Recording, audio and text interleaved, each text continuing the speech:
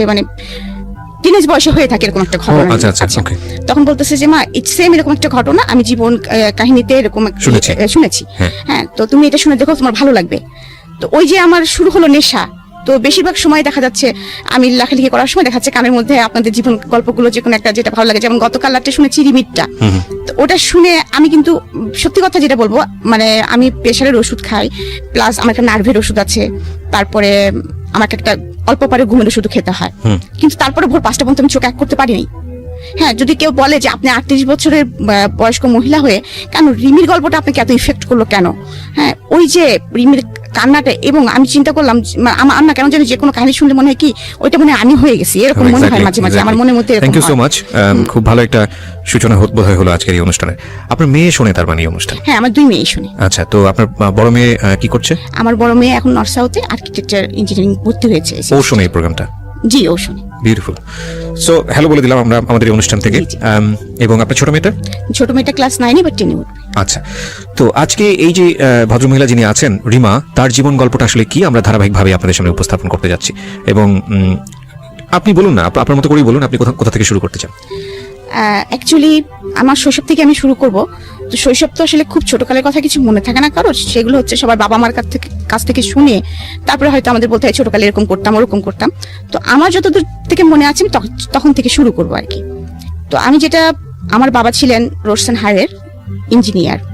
আমার বাবারা হচ্ছে 13 ভাই বোন এবং আপন 13 ভাই বোন, মানে একই মায়ের পেটে 13 ভাই বোন? জি, আমার দাদির মোট সন্তান ছিলেন 18 জন, 13 জন বেঁচে ছিলেন লাস্ট পর্যন্ত। আপনার দাদি কি বেঁচে আছেন? জি, আমার দাদি গত 2 বছর হচ্ছে মারা গিয়েছে। মাশাআল্লাহ, আমি তো অবশ্যই এটা আসলে ওই দাদিদের আমলে এটা সম্ভব। আমার মনে হয় যে বর্তমান আমলে মেয়ে বা ভদ্র মহিলা যদি কেউ শোনেন তিনি সেন্সলেস হয়ে যেতে পারেন, মানে ওই স্টেজ যাওয়া তো অনেক বড় বিষয়। ওকে, হ্যাঁ বলেন প্লিজ। তো আমার যতটুকু মনে আছে, মানে আমার ছোট ফুপু আর আমি, মানে আমার যেটা 11 নম্বর ফুপু আর কি, মানে আমি এখানে বলতে চাচ্ছি যে আমার ফুপু হচ্ছে 11টা, বাবা চাচা 2 জন, মোট 13 জন। তো বাবা হচ্ছে একদম 13 ভাই বোনের বড়। ওকে, মানে সবার বড়। 13 জনের মধ্যে আমার বাবা সবচেয়ে বড়। আর ছোট চাচা হচ্ছে 6 ফুপুর পরে, মানে চাচা বাবার থেকে অনেক ছোট। তো আমাদের শৈশবটা এরকম ছিল যে আমরা যতটুকু শুনেছি যে আমার দাদা ভাই মানে গ্রামের খুব গণ্যমান্য একজন লোক ছিলেন, চেয়ারম্যানও ছিলেন। তিনি খুবই জাঁকজমক বর্ণাঢ্য জীবনযাপন করতেন এবং মোট কথা আমাদের পূর্বপুরুষরা জমিদার ছিলেন। যে বাড়িটা এখন আর নেই, তবে তো ওইটার ভগ্নাংশ এখনো আছে, কিন্তু এখন আমরা সব বংশধররা ছড়াই ছিটে গিয়েছি। মানে ওটা কোথায় আছে? এটা কুষ্টিয়ার জমিদার ছিলেন আপনার দাদা? আমাদের কুষ্টিয়া জমিদার, মানে আমাদের শহর থেকে একটু ভিতরে। আচ্ছা আচ্ছা, ওকে ওকে। তো যাই হোক, ওইভাবে আমরা সারা জীবনই শুনে এসেছি এবং আমরা এলাকা গেলে ওরকম সম্মান নিয়ে থেকেছি। দাদা ভাইকেও দেখেছি। আমি দাদা ভাইকে খুব বেশি দেখিনি, 4 বছর বয়সে যতটুকু দেখা যায় আমার মেমোরিতে দাদা ভাই ছাড়া খুব বেশি স্পষ্ট না। দাদা মারা যাওয়ার পরে তখন বাবা ফিল করেন যে দাদিকে একা বাড়িতে রাখা যাবে না, কারণ আমার ছোট ছোট অনেকগুলা টুপু আছে। তো তখন আমার বাবা একদম সবাইকেই নিয়ে আসেন, আর আমার চাচু অনেক আগে থেকেই আমাদের কাছেই থাকতেন। একটা জিনিস আমি বুঝতে পারছি যে আপনার বাবা যেহেতু বড় ছিলেন, আপনার দাদার অ্যাবসেন্সে উনি আসলে সবার অভিভাবক হিসেবে দায়িত্ব পালন করেন। দাদা এবং মা, আমার মাও প্রচন্ড এফোর্ট দিয়েছে সংসারের পেছনে, সেটা মানে না বললেই নয়। তো বাবা হঠাৎ করে একদিন দেখলাম যে একজন মানে বাসায় হারমোনিয়াম, ডুগি, তবলা এরকম নিয়ে আসেন। আমি একটু ইন্টারাপ্ট করছি এখানে, সেটা হচ্ছে যে আপনারা কয় ভাই বোন ছিলেন? ও, আমরা 3 ভাই বোন। 3 ভাই বোন ছিলেন?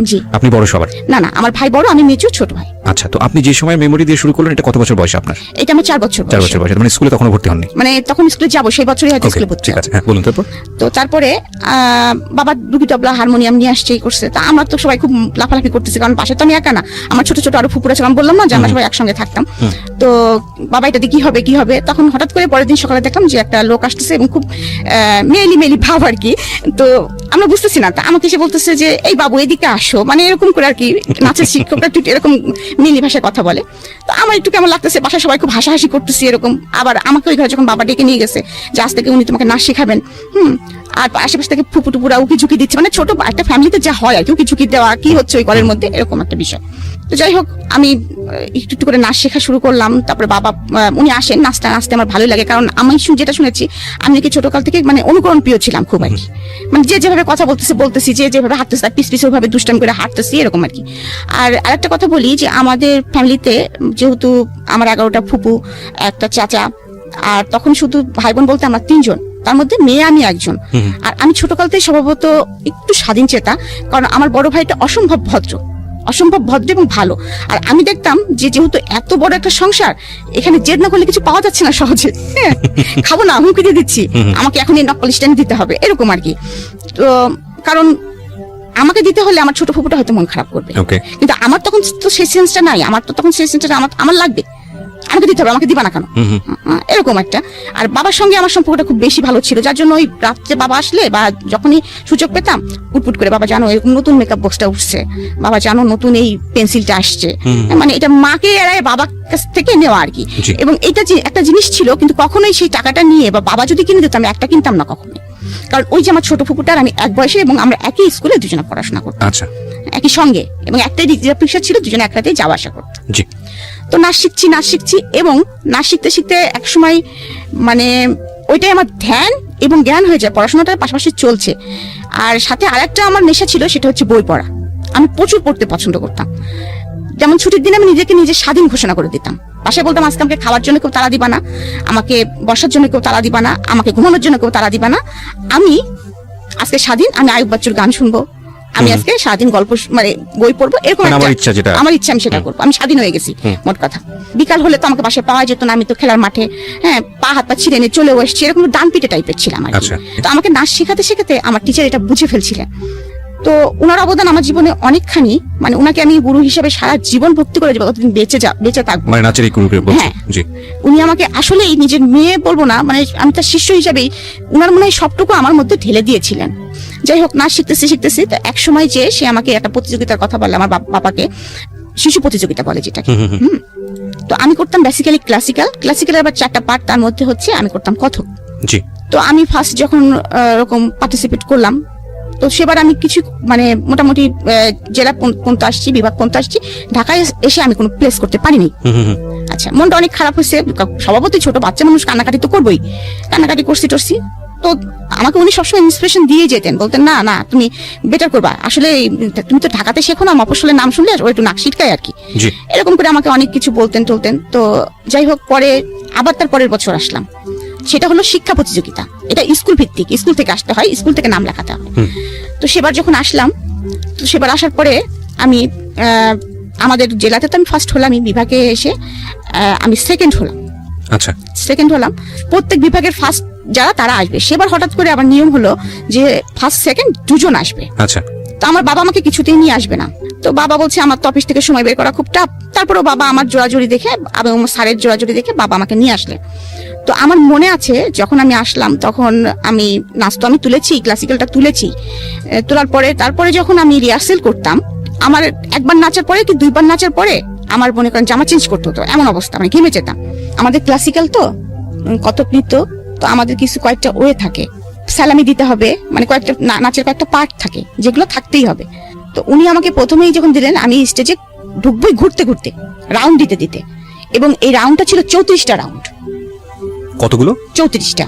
একটা স্টেজ কভার করে যখন ঘুরতে জাস্ট মাঝখানে এসে আমাকে দাঁড়াতে হবে। ওকে।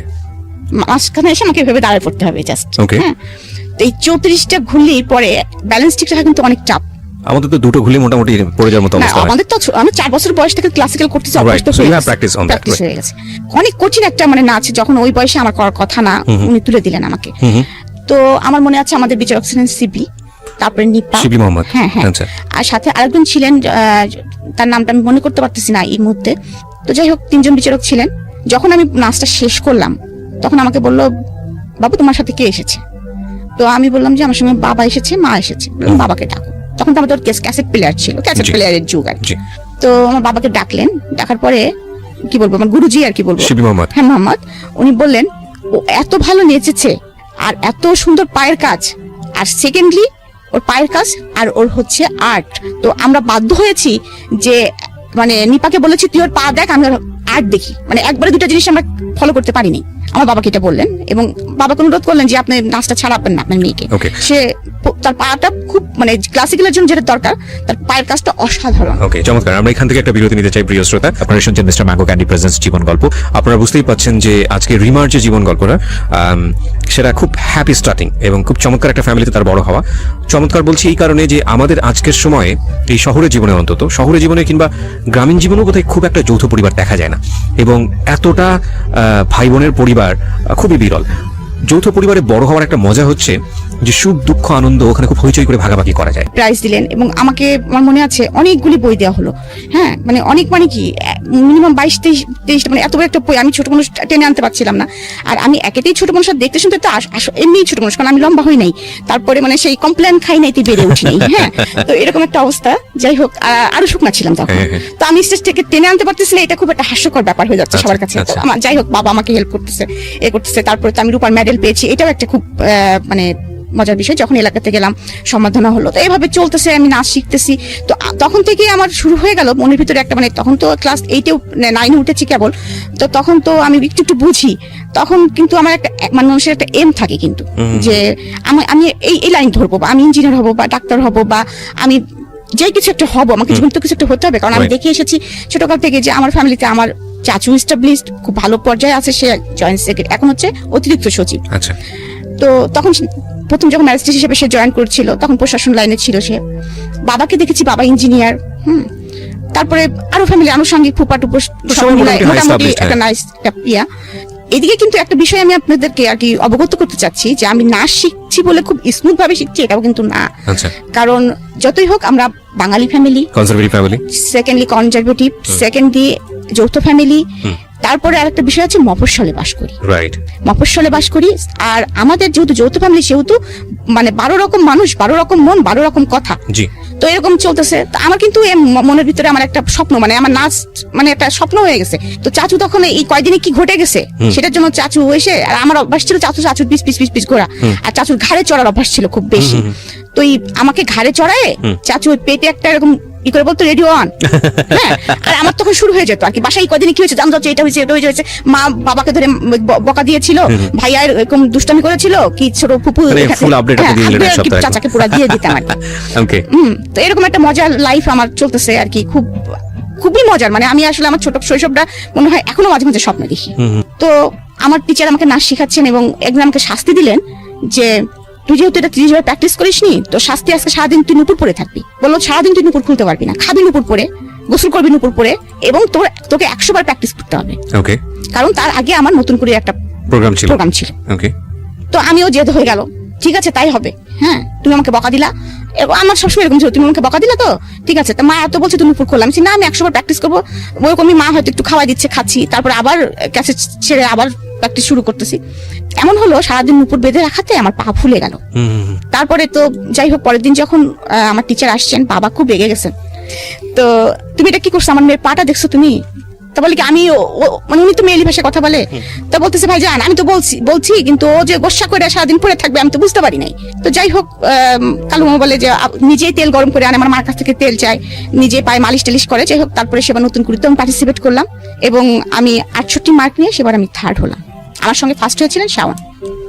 শাওন মানে হুমায়ুন আহমেদের স্ত্রী শাওন, আমাদের প্রিয় শাওন। ওকে, সো বুঝতেই পাচ্ছেন যে আজকে যিনি গেস্ট তার কালচারালি মানে শৈশবে একটা শক্তিশালী ব্যাকগ্রাউন্ড আছে। ইনফ্যাক্ট হ্যাঁ, বলেন প্লিজ। তো তখন থেকে আমার মনের ভিতরে ইচ্ছা যে একটার পর একটা যখন অ্যাচিভমেন্ট করতেছি আমি, যে আমার তখন থিম হয়ে গেছে যে আমি নৃত্যশিল্পী হব। আচ্ছা। এবং এটা হতে হলে কি করতে হয় সেটাও আমি জানি, যে মানে বুঝতে পারতেছি, বিভিন্ন জায়গা থেকে শুনতেছি যে ইন্টারমিডিয়েট পাস করব, আমাকে ইন্ডিয়া যে আমি একটা কোর্স করব, বা আমি রবীন্দ্র ভারতী যে ভার্সিটি আছে ওখানে আমি অ্যাডমিট হব, এরকম একটা মনের মধ্যে একটা স্বপ্ন গুছাচ্ছি।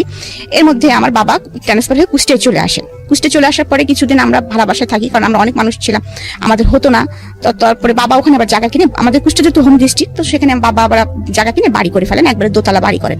যখনই বাবা বাড়িটা করেন তখনই হচ্ছে এমন অবস্থা হয় যে আমরা তো ছিলামই, আমার ফুপু টুপু আমার দাদি ছিলামই। তো গ্রাম সাইডে যেসব ফুপুদের বাড়ি ছিল তাদের ছেলে মেয়েরাও সবাই যারা কলেজে ভর্তি হলো সবাই আমাদের বাসায় এসে উঠার পরে তখন হচ্ছে আমি ক্লাস 10-এ অলরেডি উঠে গেছি। 10-এ ওঠা মানে আমার তখন প্রায় 15 বছর বয়স, একেবারে ছোট না, মানে ছোট না বলতে কি একটু বোঝা শুরু করেছি যে আমি একেবারে ছোট না। আমাদের সিস্টেম ছিল দোতলায় আমরা মেয়েরা থাকতাম, আর নিচতলায় হচ্ছে সব ছেলেরা থাকতো আর কি।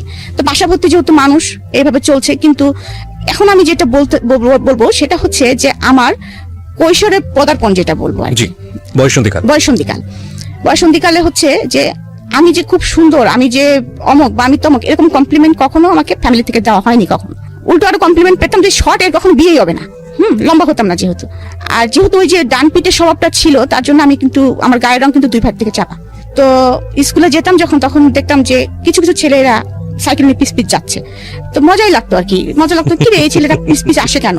আবার এমনও আছে কোনোদিন এসে হয়তো বলেও দিতাম বাসায় যে ভাই জানিস যাচ্ছিলাম আমাদের পাড়ার অমুক ছেলেকে দেখলাম, মানে ফুপাতো ভাই তো মেলাগুলায় বাসায়, আমার ভাইকেও বলতেছি আমার ফুপাতো ভাইদেরকে বলতেছি যে তারা আবার কি করছে দেখা যায় তাকে যায় শাসায় থুয়ে আসছে, তুই আমার বোনের পিস পিস গেছিস কেন। এটা হয়তো আমি জানিও না বা আমার বাবাও জানে না। তো এইভাবে চলতেছে। যাই হোক ওই সময় আমার তখনও স্ট্যান্ড বাই 2 ফুপুর বিয়ে হয় নাই। তো আমাকে নিয়ে প্রচন্ড ঝামেলা শুরু হলো। মানে আপনার পিছিয়ে এরকম ভাবে? হ্যাঁ, আমার পিছনে এ পাড়ার ছেলে লেগে গেল, ও পাড়ার ছেলে লেগে গেল, কেউ মানে বাসায় ফোন করে, কেউ ডিস্টার্ব করে, মানে স্কুলে তো ডিস্টার্ব করে, চিঠিপত্র তো দেয়। আর আমি আবার এখানে একটা বোকামি, এখন মনে হয় যে বোকামি করেছি, যে আমি আবার তাদেরকে পিটাইতাম। মানে বললো রাস্তার মধ্যে একটা প্রস্তাব দিল, এই চিঠিটা নাও, আমি জুতা পিটা করে চলে আসছি, দেখা যাচ্ছে যে বদমাইশ তোর চিঠি নেবো কিসের জন্য। হ্যাঁ, তারপরে দেখা যাচ্ছে আবার বাসায় এসে আবার নালিশ করলাম, আমার ভাইরা যে আবার তাদেরকে পিটুনি দিল, আবার এই পাড়ার ছেলে হলো ও পাড়ার ছেলের সাথে মারামারি লেগে গেল। মানে এরকম মানে সিচুয়েশনটা তৈরি হয়ে গেল। অনেক সময় ফোন করে বাবাকে হুমকি দিত যে আপনার মেয়েকে তুলে নিয়ে যাও, কি করবেন দেখি, ও যে আমাদের পিটাইলো মারাইলো, হ্যাঁ আপনার যে কাজটা করলেন বাবা হয়তো জানেও না। সেকেন্ডলি আর একটা বিষয় লক্ষ্য করা গেল ফ্যামিলিতে, সেটা হচ্ছে এখন বুঝি যে আমি যেহেতু খুব আদরের ছিলাম, একটা মেয়ে ছিলাম, তো আমার বাবা চাচার মিলে আমি একটা মেয়ে, এবং এভাবে মানুষ হচ্ছে দেখে হয়তোবা আমার কিছু কিছু ফুপুদের মধ্যে গ্রো করা শুরু করলো। তাদের তো সবার ছেলে আছে, আমাদের বাসায় লেখাপড়া করে, কারোর সঙ্গে বাইচান্স যদি আমার কোনো ভাব হয়ে যায় তাহলে তো বাবা না করতে পারবে না। ওকে, আমরা এরকম একটা কমপ্লেক্স সিচুয়েশন থেকে একটা ছোট্ট বিরতি নিতে চাই প্রিয় শ্রোতা, সেকেন্ডবারের মতো। আপনারা শুনছেন মিস্টার ম্যাঙ্গো ক্যান্ডি প্রেজেন্স জীবন গল্প, আমি আরজি কিবরিয়া আপনার সঙ্গে রয়েছি। প্রিয় শ্রোতা, আপনাদের সবার জন্য একটা বিশেষ সেগমেন্ট যুক্ত হলো আজকে থেকে মিস্টার ম্যাঙ্গো ক্যান্ডি প্রেজেন্স জীবন গল্পে। সেটা হচ্ছে এখন থেকে অনুষ্ঠান চলাকালীন সময়ে আমি আপনাদের সঙ্গে ইউটিউবে চ্যাট করব, এবং সেটা হবে আমার ইউটিউব চ্যানেলে। যারা এই মুহূর্তে আমাকে শুনতে পাচ্ছেন ঠিক রাত 12টায়, আমি আবারও বলছি ঠিক রাত 12টায় আমার চ্যানেল থেকে এই আজকের অনুষ্ঠানের ভিডিও ফুটেজ ওখানে প্রিমিয়ার করা হবে, এবং সেটা হবে লাইভ আকারে। সো আপনারা যারা আমাদের এই অনুষ্ঠানে শুনছেন, যারা সরাসরি গেস্টের সঙ্গে কথা বলতে চান কিংবা আমার সঙ্গে কথা বলতে চান, চলে আসুন আমার ইউটিউব চ্যানেলে। অনুষ্ঠান চলাকালীন সময় আমি আপনাদের যত রকমের কোয়ারি আছে, যা রকমের মন্তব্য আছে সবকিছু পড়বো এবং আমি রিপ্লাই দিব ওখানে। আমার ইউটিউবের ঠিকানা হচ্ছে www.youtube.com/rjkibriya.fm। আমি আবারও বলছি www.youtube.com/rjkibriya। আমাকে একদিন ডেকে বললেন যে মা, তুমি কারোর সঙ্গে এত ক্লোজ হো না, তুমি তো সবার সঙ্গে খুব বেশি মেশো, হ্যাঁ তুমি একটা জিনিস মনে রাখবা যে তোমার নিজের ভাই আছে এখানে, তোমার কেউ আপন ভাইয়া না। আর তুমি যদি রাস্তার একটা ছেলে ধরে নিয়ে আসো মা, সেটা আমি মেনে নিব, কিন্তু তুমি যদি আমার কোনো আত্মীয়তার সঙ্গে আত্মীয়তা করো তাহলে আমি সেটা মেনে নিব না। কারণ তুমি এখন বড় হয়েছো মা, তোমাকে এই কথাটা আমার বলা প্রয়োজন। কারণ আমি জানি তুমি তোমার মার সঙ্গে, আমি মার সঙ্গে কখনোই তেমন ফিল ছিলাম না, এখন ফিল করি যে মা কি জিনিস। হ্যাঁ, তখন কিন্তু হয়েছে কি, মা তো সারাদিন কাজে ব্যস্ত থাকতো, মার কাছে বকাটাই খেতাম বেশি আর কি, ওই জন্য মাকে ভালো লাগতো না, বাবা তো আদর দিত, বাবাকে ভালো লাগতো আর কি, যেটা স্বাভাবিক যেটা হয় আর কি। তখন মা হচ্ছে ভিলেনের রোলটা পালন করতেছে আর কি, কারণ মা শাসন করেন। হ্যাঁ, তো তখন আমি হচ্ছে এমনকি আমি রাগ হলে, মার উপরে রাগ হলে মাকে বলতাম তুমি আমার মা না, তুমি আমার খালা। এমনকি একদিন ফকির আসছে, আমার আবার খুব ফকিরের ভিক্ষা দেওয়ার স্বভাব ছিল, রাস্তায় আপনার মানে কোনো রিক্সাওয়ালাকে দেখলে, মানে একটু বুড়ো মতো রিক্সাওয়ালা দেখলে ব্যাগে যা থাকতো দিয়ে দিতাম। মানে আমার এখনো সেই স্বভাবটা আছে, যার জন্য আমি অনেক বকাও খাই, এখনো সেই স্বভাবটা আমার আছে। তো যাই হোক, এরকম একটু মায়া দয়াপূর্ণ ছিল মানুষ ছিলাম, যেমন যেতে ছিলাম অপরদিকে এই দিকটা ছিল আর কি।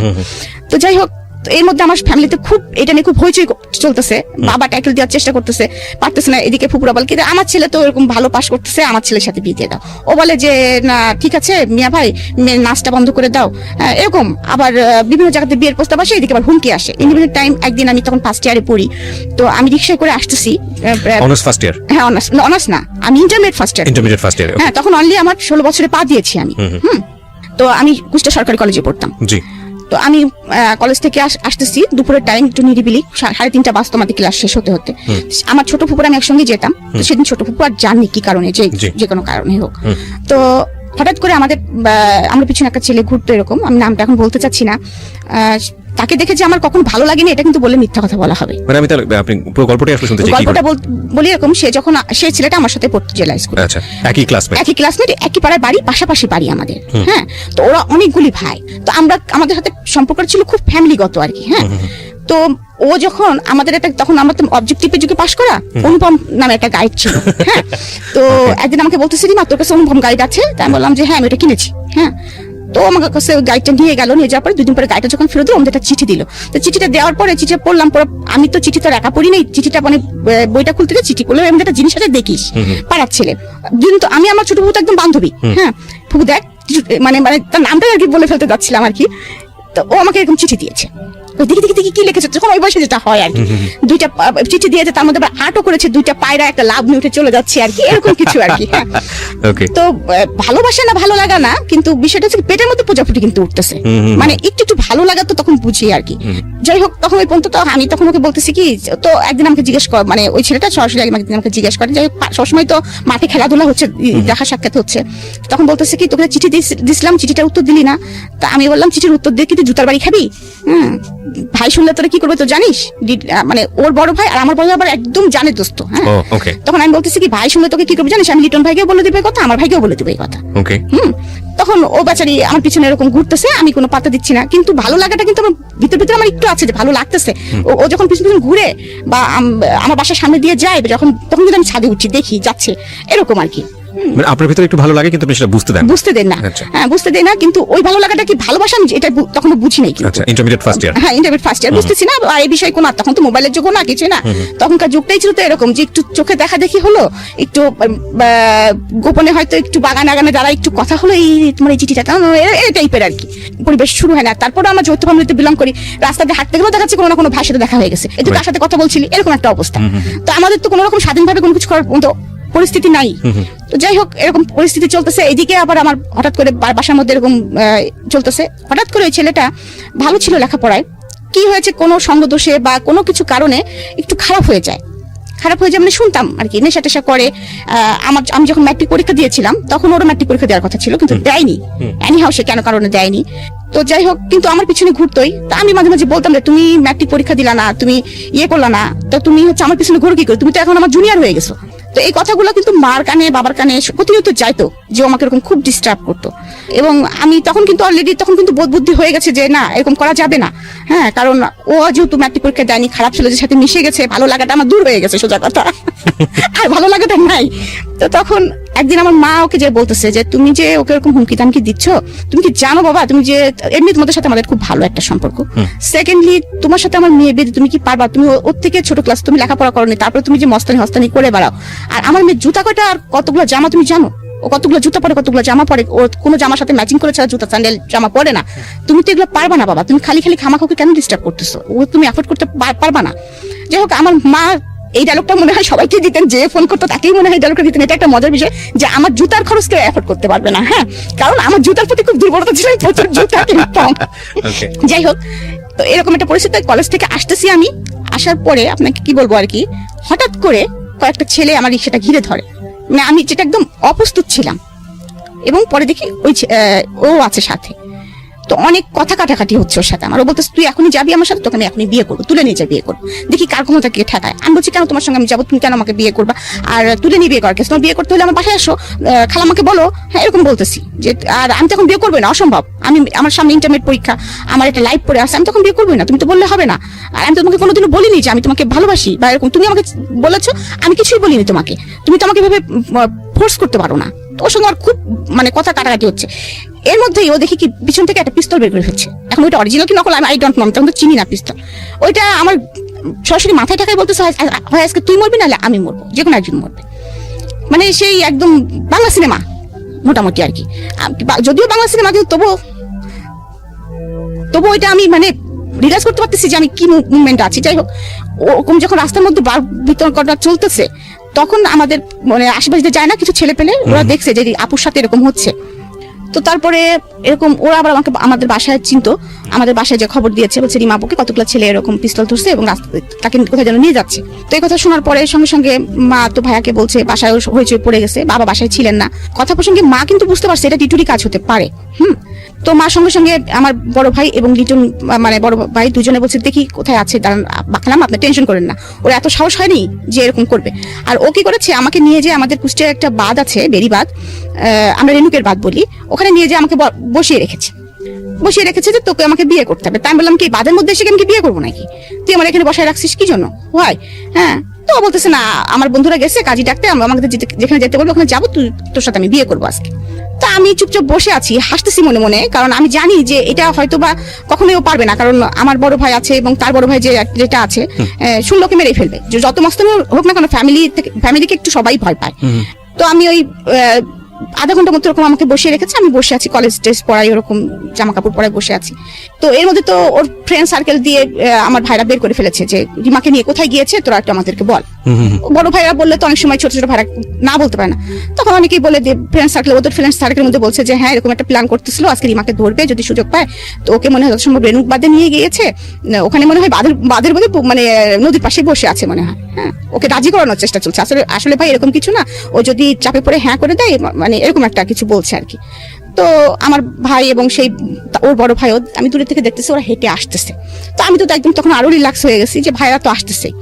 আর ওরা ওদের ভাইদের দেখে পিছন থেকে পিস্তল তখন আর কোনো নাই, তখন পিস্তল সহকারে যার যার মতো সে পাশে দৌড় মারছে আর কি। 2-3টা ফ্রেন্ড ছিল, সে ছিল, তখন আর তার ফুটানি শেষ। যাই হোক, তখন থেকে আমাকে নিয়ে গেল বাসায় নিয়ে যাওয়ার পরে আরো পরিস্থিতি খারাপ হয়ে গেল। বাবার মাথার মধ্যে সেটা গেঁথে গেল, হ্যাঁ একদম গেঁথে গেল। মানে মা তো প্রচন্ড ভীতু হয়ে গেলেন, না জানি এরকম অ্যাক্সিডেন্ট আরেকদিন হলে কি হবে।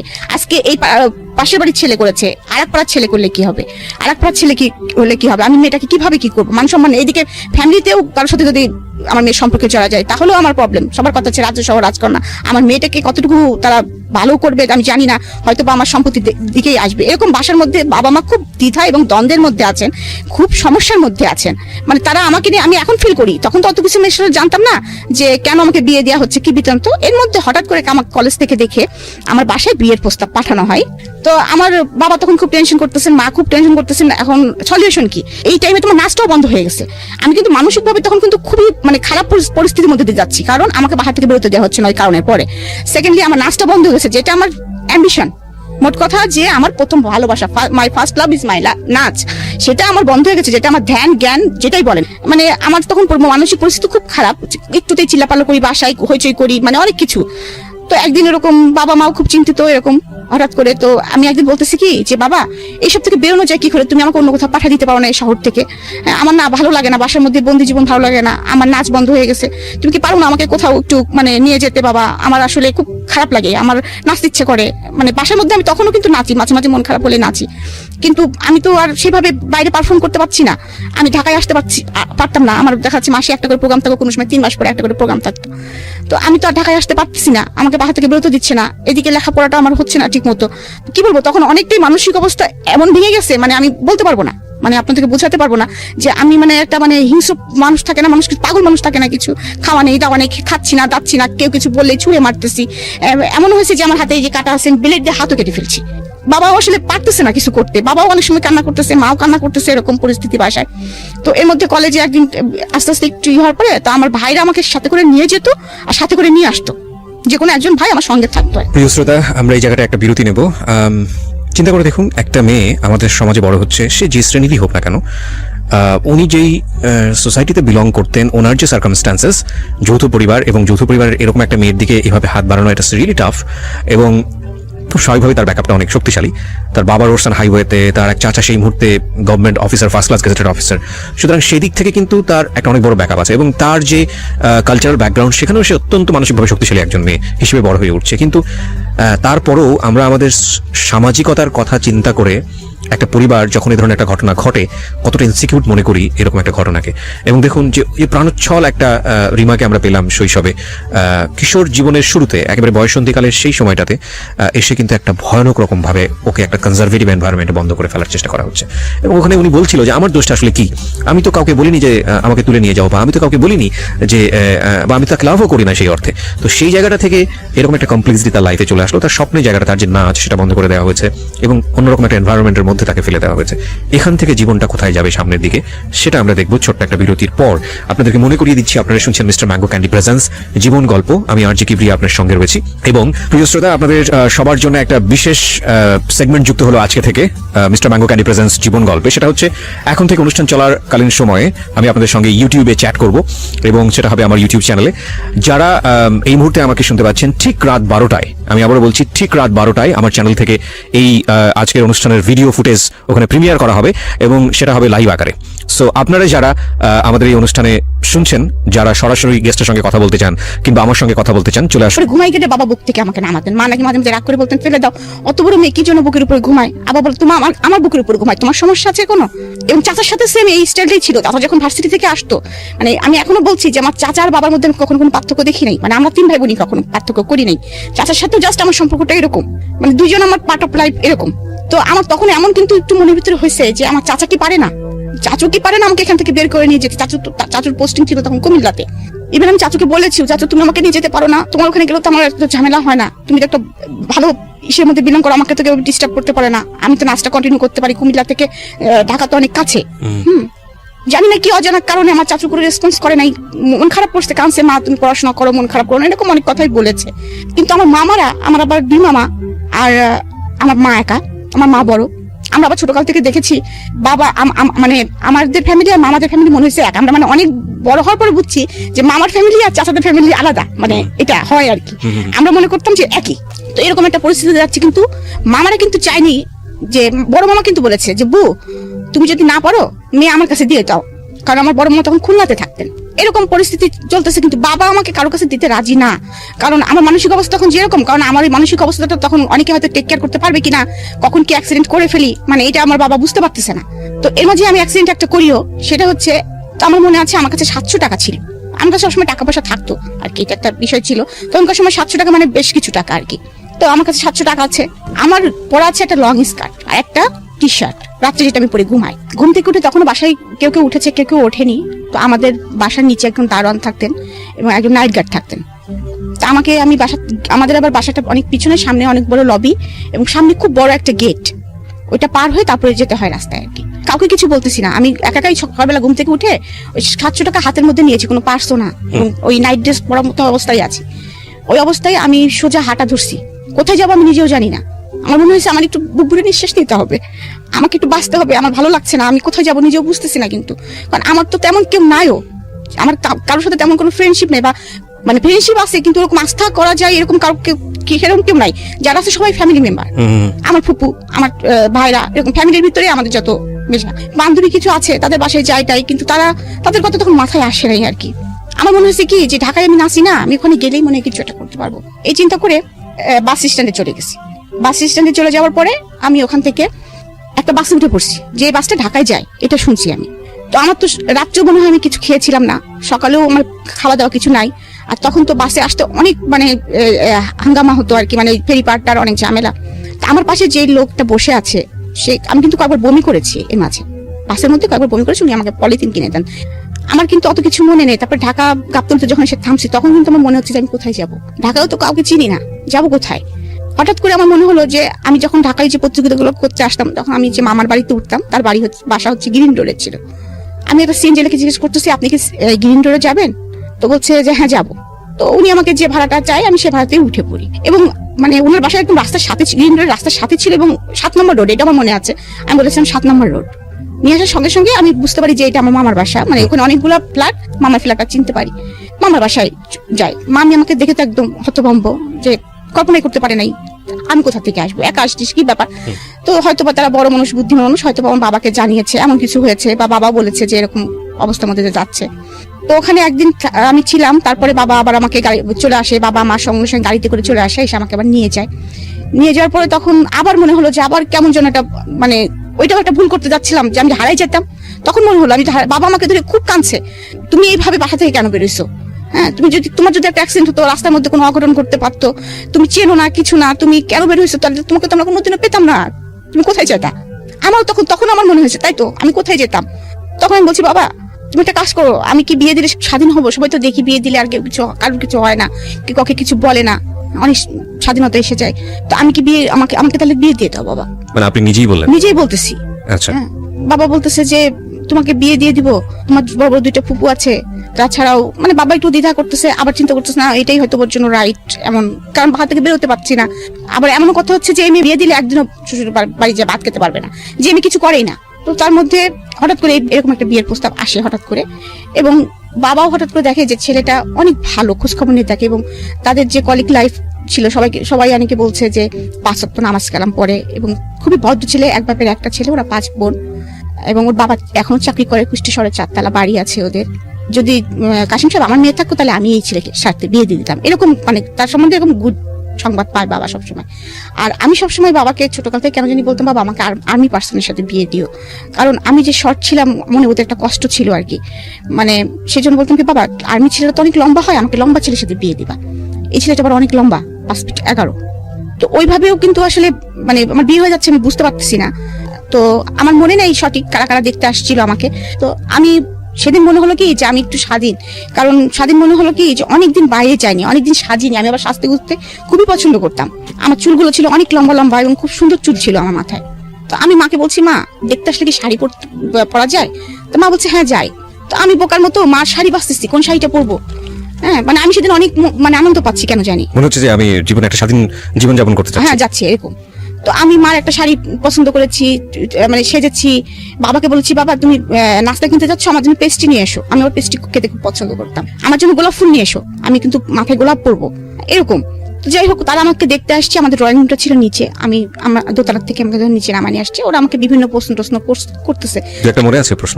দু একটা প্রশ্নের মধ্যে যেমন নামাজ পড়তে পারি কিনা, তারপরে কোরআন শরীফ পড়েছি কিনা, তারপরে কিসে পড়ি, কোন সাবজেক্টে পড়ি। এর মধ্যে আর একটা ছিল যে তখন একটা নাটক হচ্ছিল, হেলাল নামের একটা চরিত্র ছিল আমাদের মধ্যে, ইন্দ্রধরক মিলনের মানে একটা নাটক হচ্ছিল। এবিতে হেলাল নামে কাউকে চেনেন কিনা, এই নাটকটা আপনি দেখেন কিনা? হ্যাঁ হ্যাঁ হ্যাঁ সম্ভবত রূপকথা। হ্যাঁ হ্যাঁ তখন বলছি নাটকটা হচ্ছে, তখন তোমাদের বিটিভি চলতো এবং তখন ওই নাটকগুলো আমার খুব আগ্রহ করে দেখতাম। তো আমি তখনও জানি না আমার হাজবেন্ডের নাম হেলাল, এই জন্য আমাকে প্রশ্ন করতেছে। হ্যাঁ তখন বলতেছে হেলালের চরিত্র আপনার কাছে কেমন লাগে? কিন্তু ওখানে তো খালেদ হোসেন, খালেদ খান তো ওখানে ভিলেন পুরা। তাই আমি বেটা তো বদমাইশের লাঠি, মানে আমি তো সবসময় স্টেট কথা বলি, আমি সরাসরি বলতেছি বেটা তো বদমাইশের লাঠি। হ্যাঁ এরকম বলতেছি আর কি। তো আবার এটা নিয়ে খুব হাসাহাসি করছে আর কি। যাই হোক তারপরে আমাকে আমার হাজবেন্ড ঠিকানা লিখতে দিয়েছে। হ্যাঁ ঠিকানা লিখতে দিয়েছে যে আমরা তোমার বাসার ঠিকানা লেখো। আমি আবার ঠিকানা লিখতে যে কুষ্টিয়া বানানটা এস এর ঘুলিটা কিভাবে দেয়, মানে একটু হলে তো ভয় পাচ্ছি, ভুলে গেছি। হ্যাঁ আমি আমার ফুফাতো ভাই সামনে দাঁড়ায় আছে, জিজ্ঞেস করছি এস কেমন করে লেখে রে, ওদের সামনে জিজ্ঞাসা করতেছি। হ্যাঁ তো আবার হেসে ফেলছে, তুই এস লিখতে পারছিস না। যাই হোক এই পার্টটা চলে গেল এবং ওরা আমাকে দেখে আমাকে কিছু টাকা একটা খাম দিল হাতে ধরায়। তো যখন আমি দোতলা সিঁড়ি নিচতলা থেকে, তখন তুমি এখন যাও, তোমার সাথে পরে আবার কথা হবে। বাবা বললো মা তুমি উপরে চলে যাও। তা আমি উপরে চলে যাচ্ছি আর ওই টাকাটা গুনতেছি আর হাসতেছি, দেখতেছি যে ওখানে 2000 টাকা মানে এরকম সামথিং কিছু।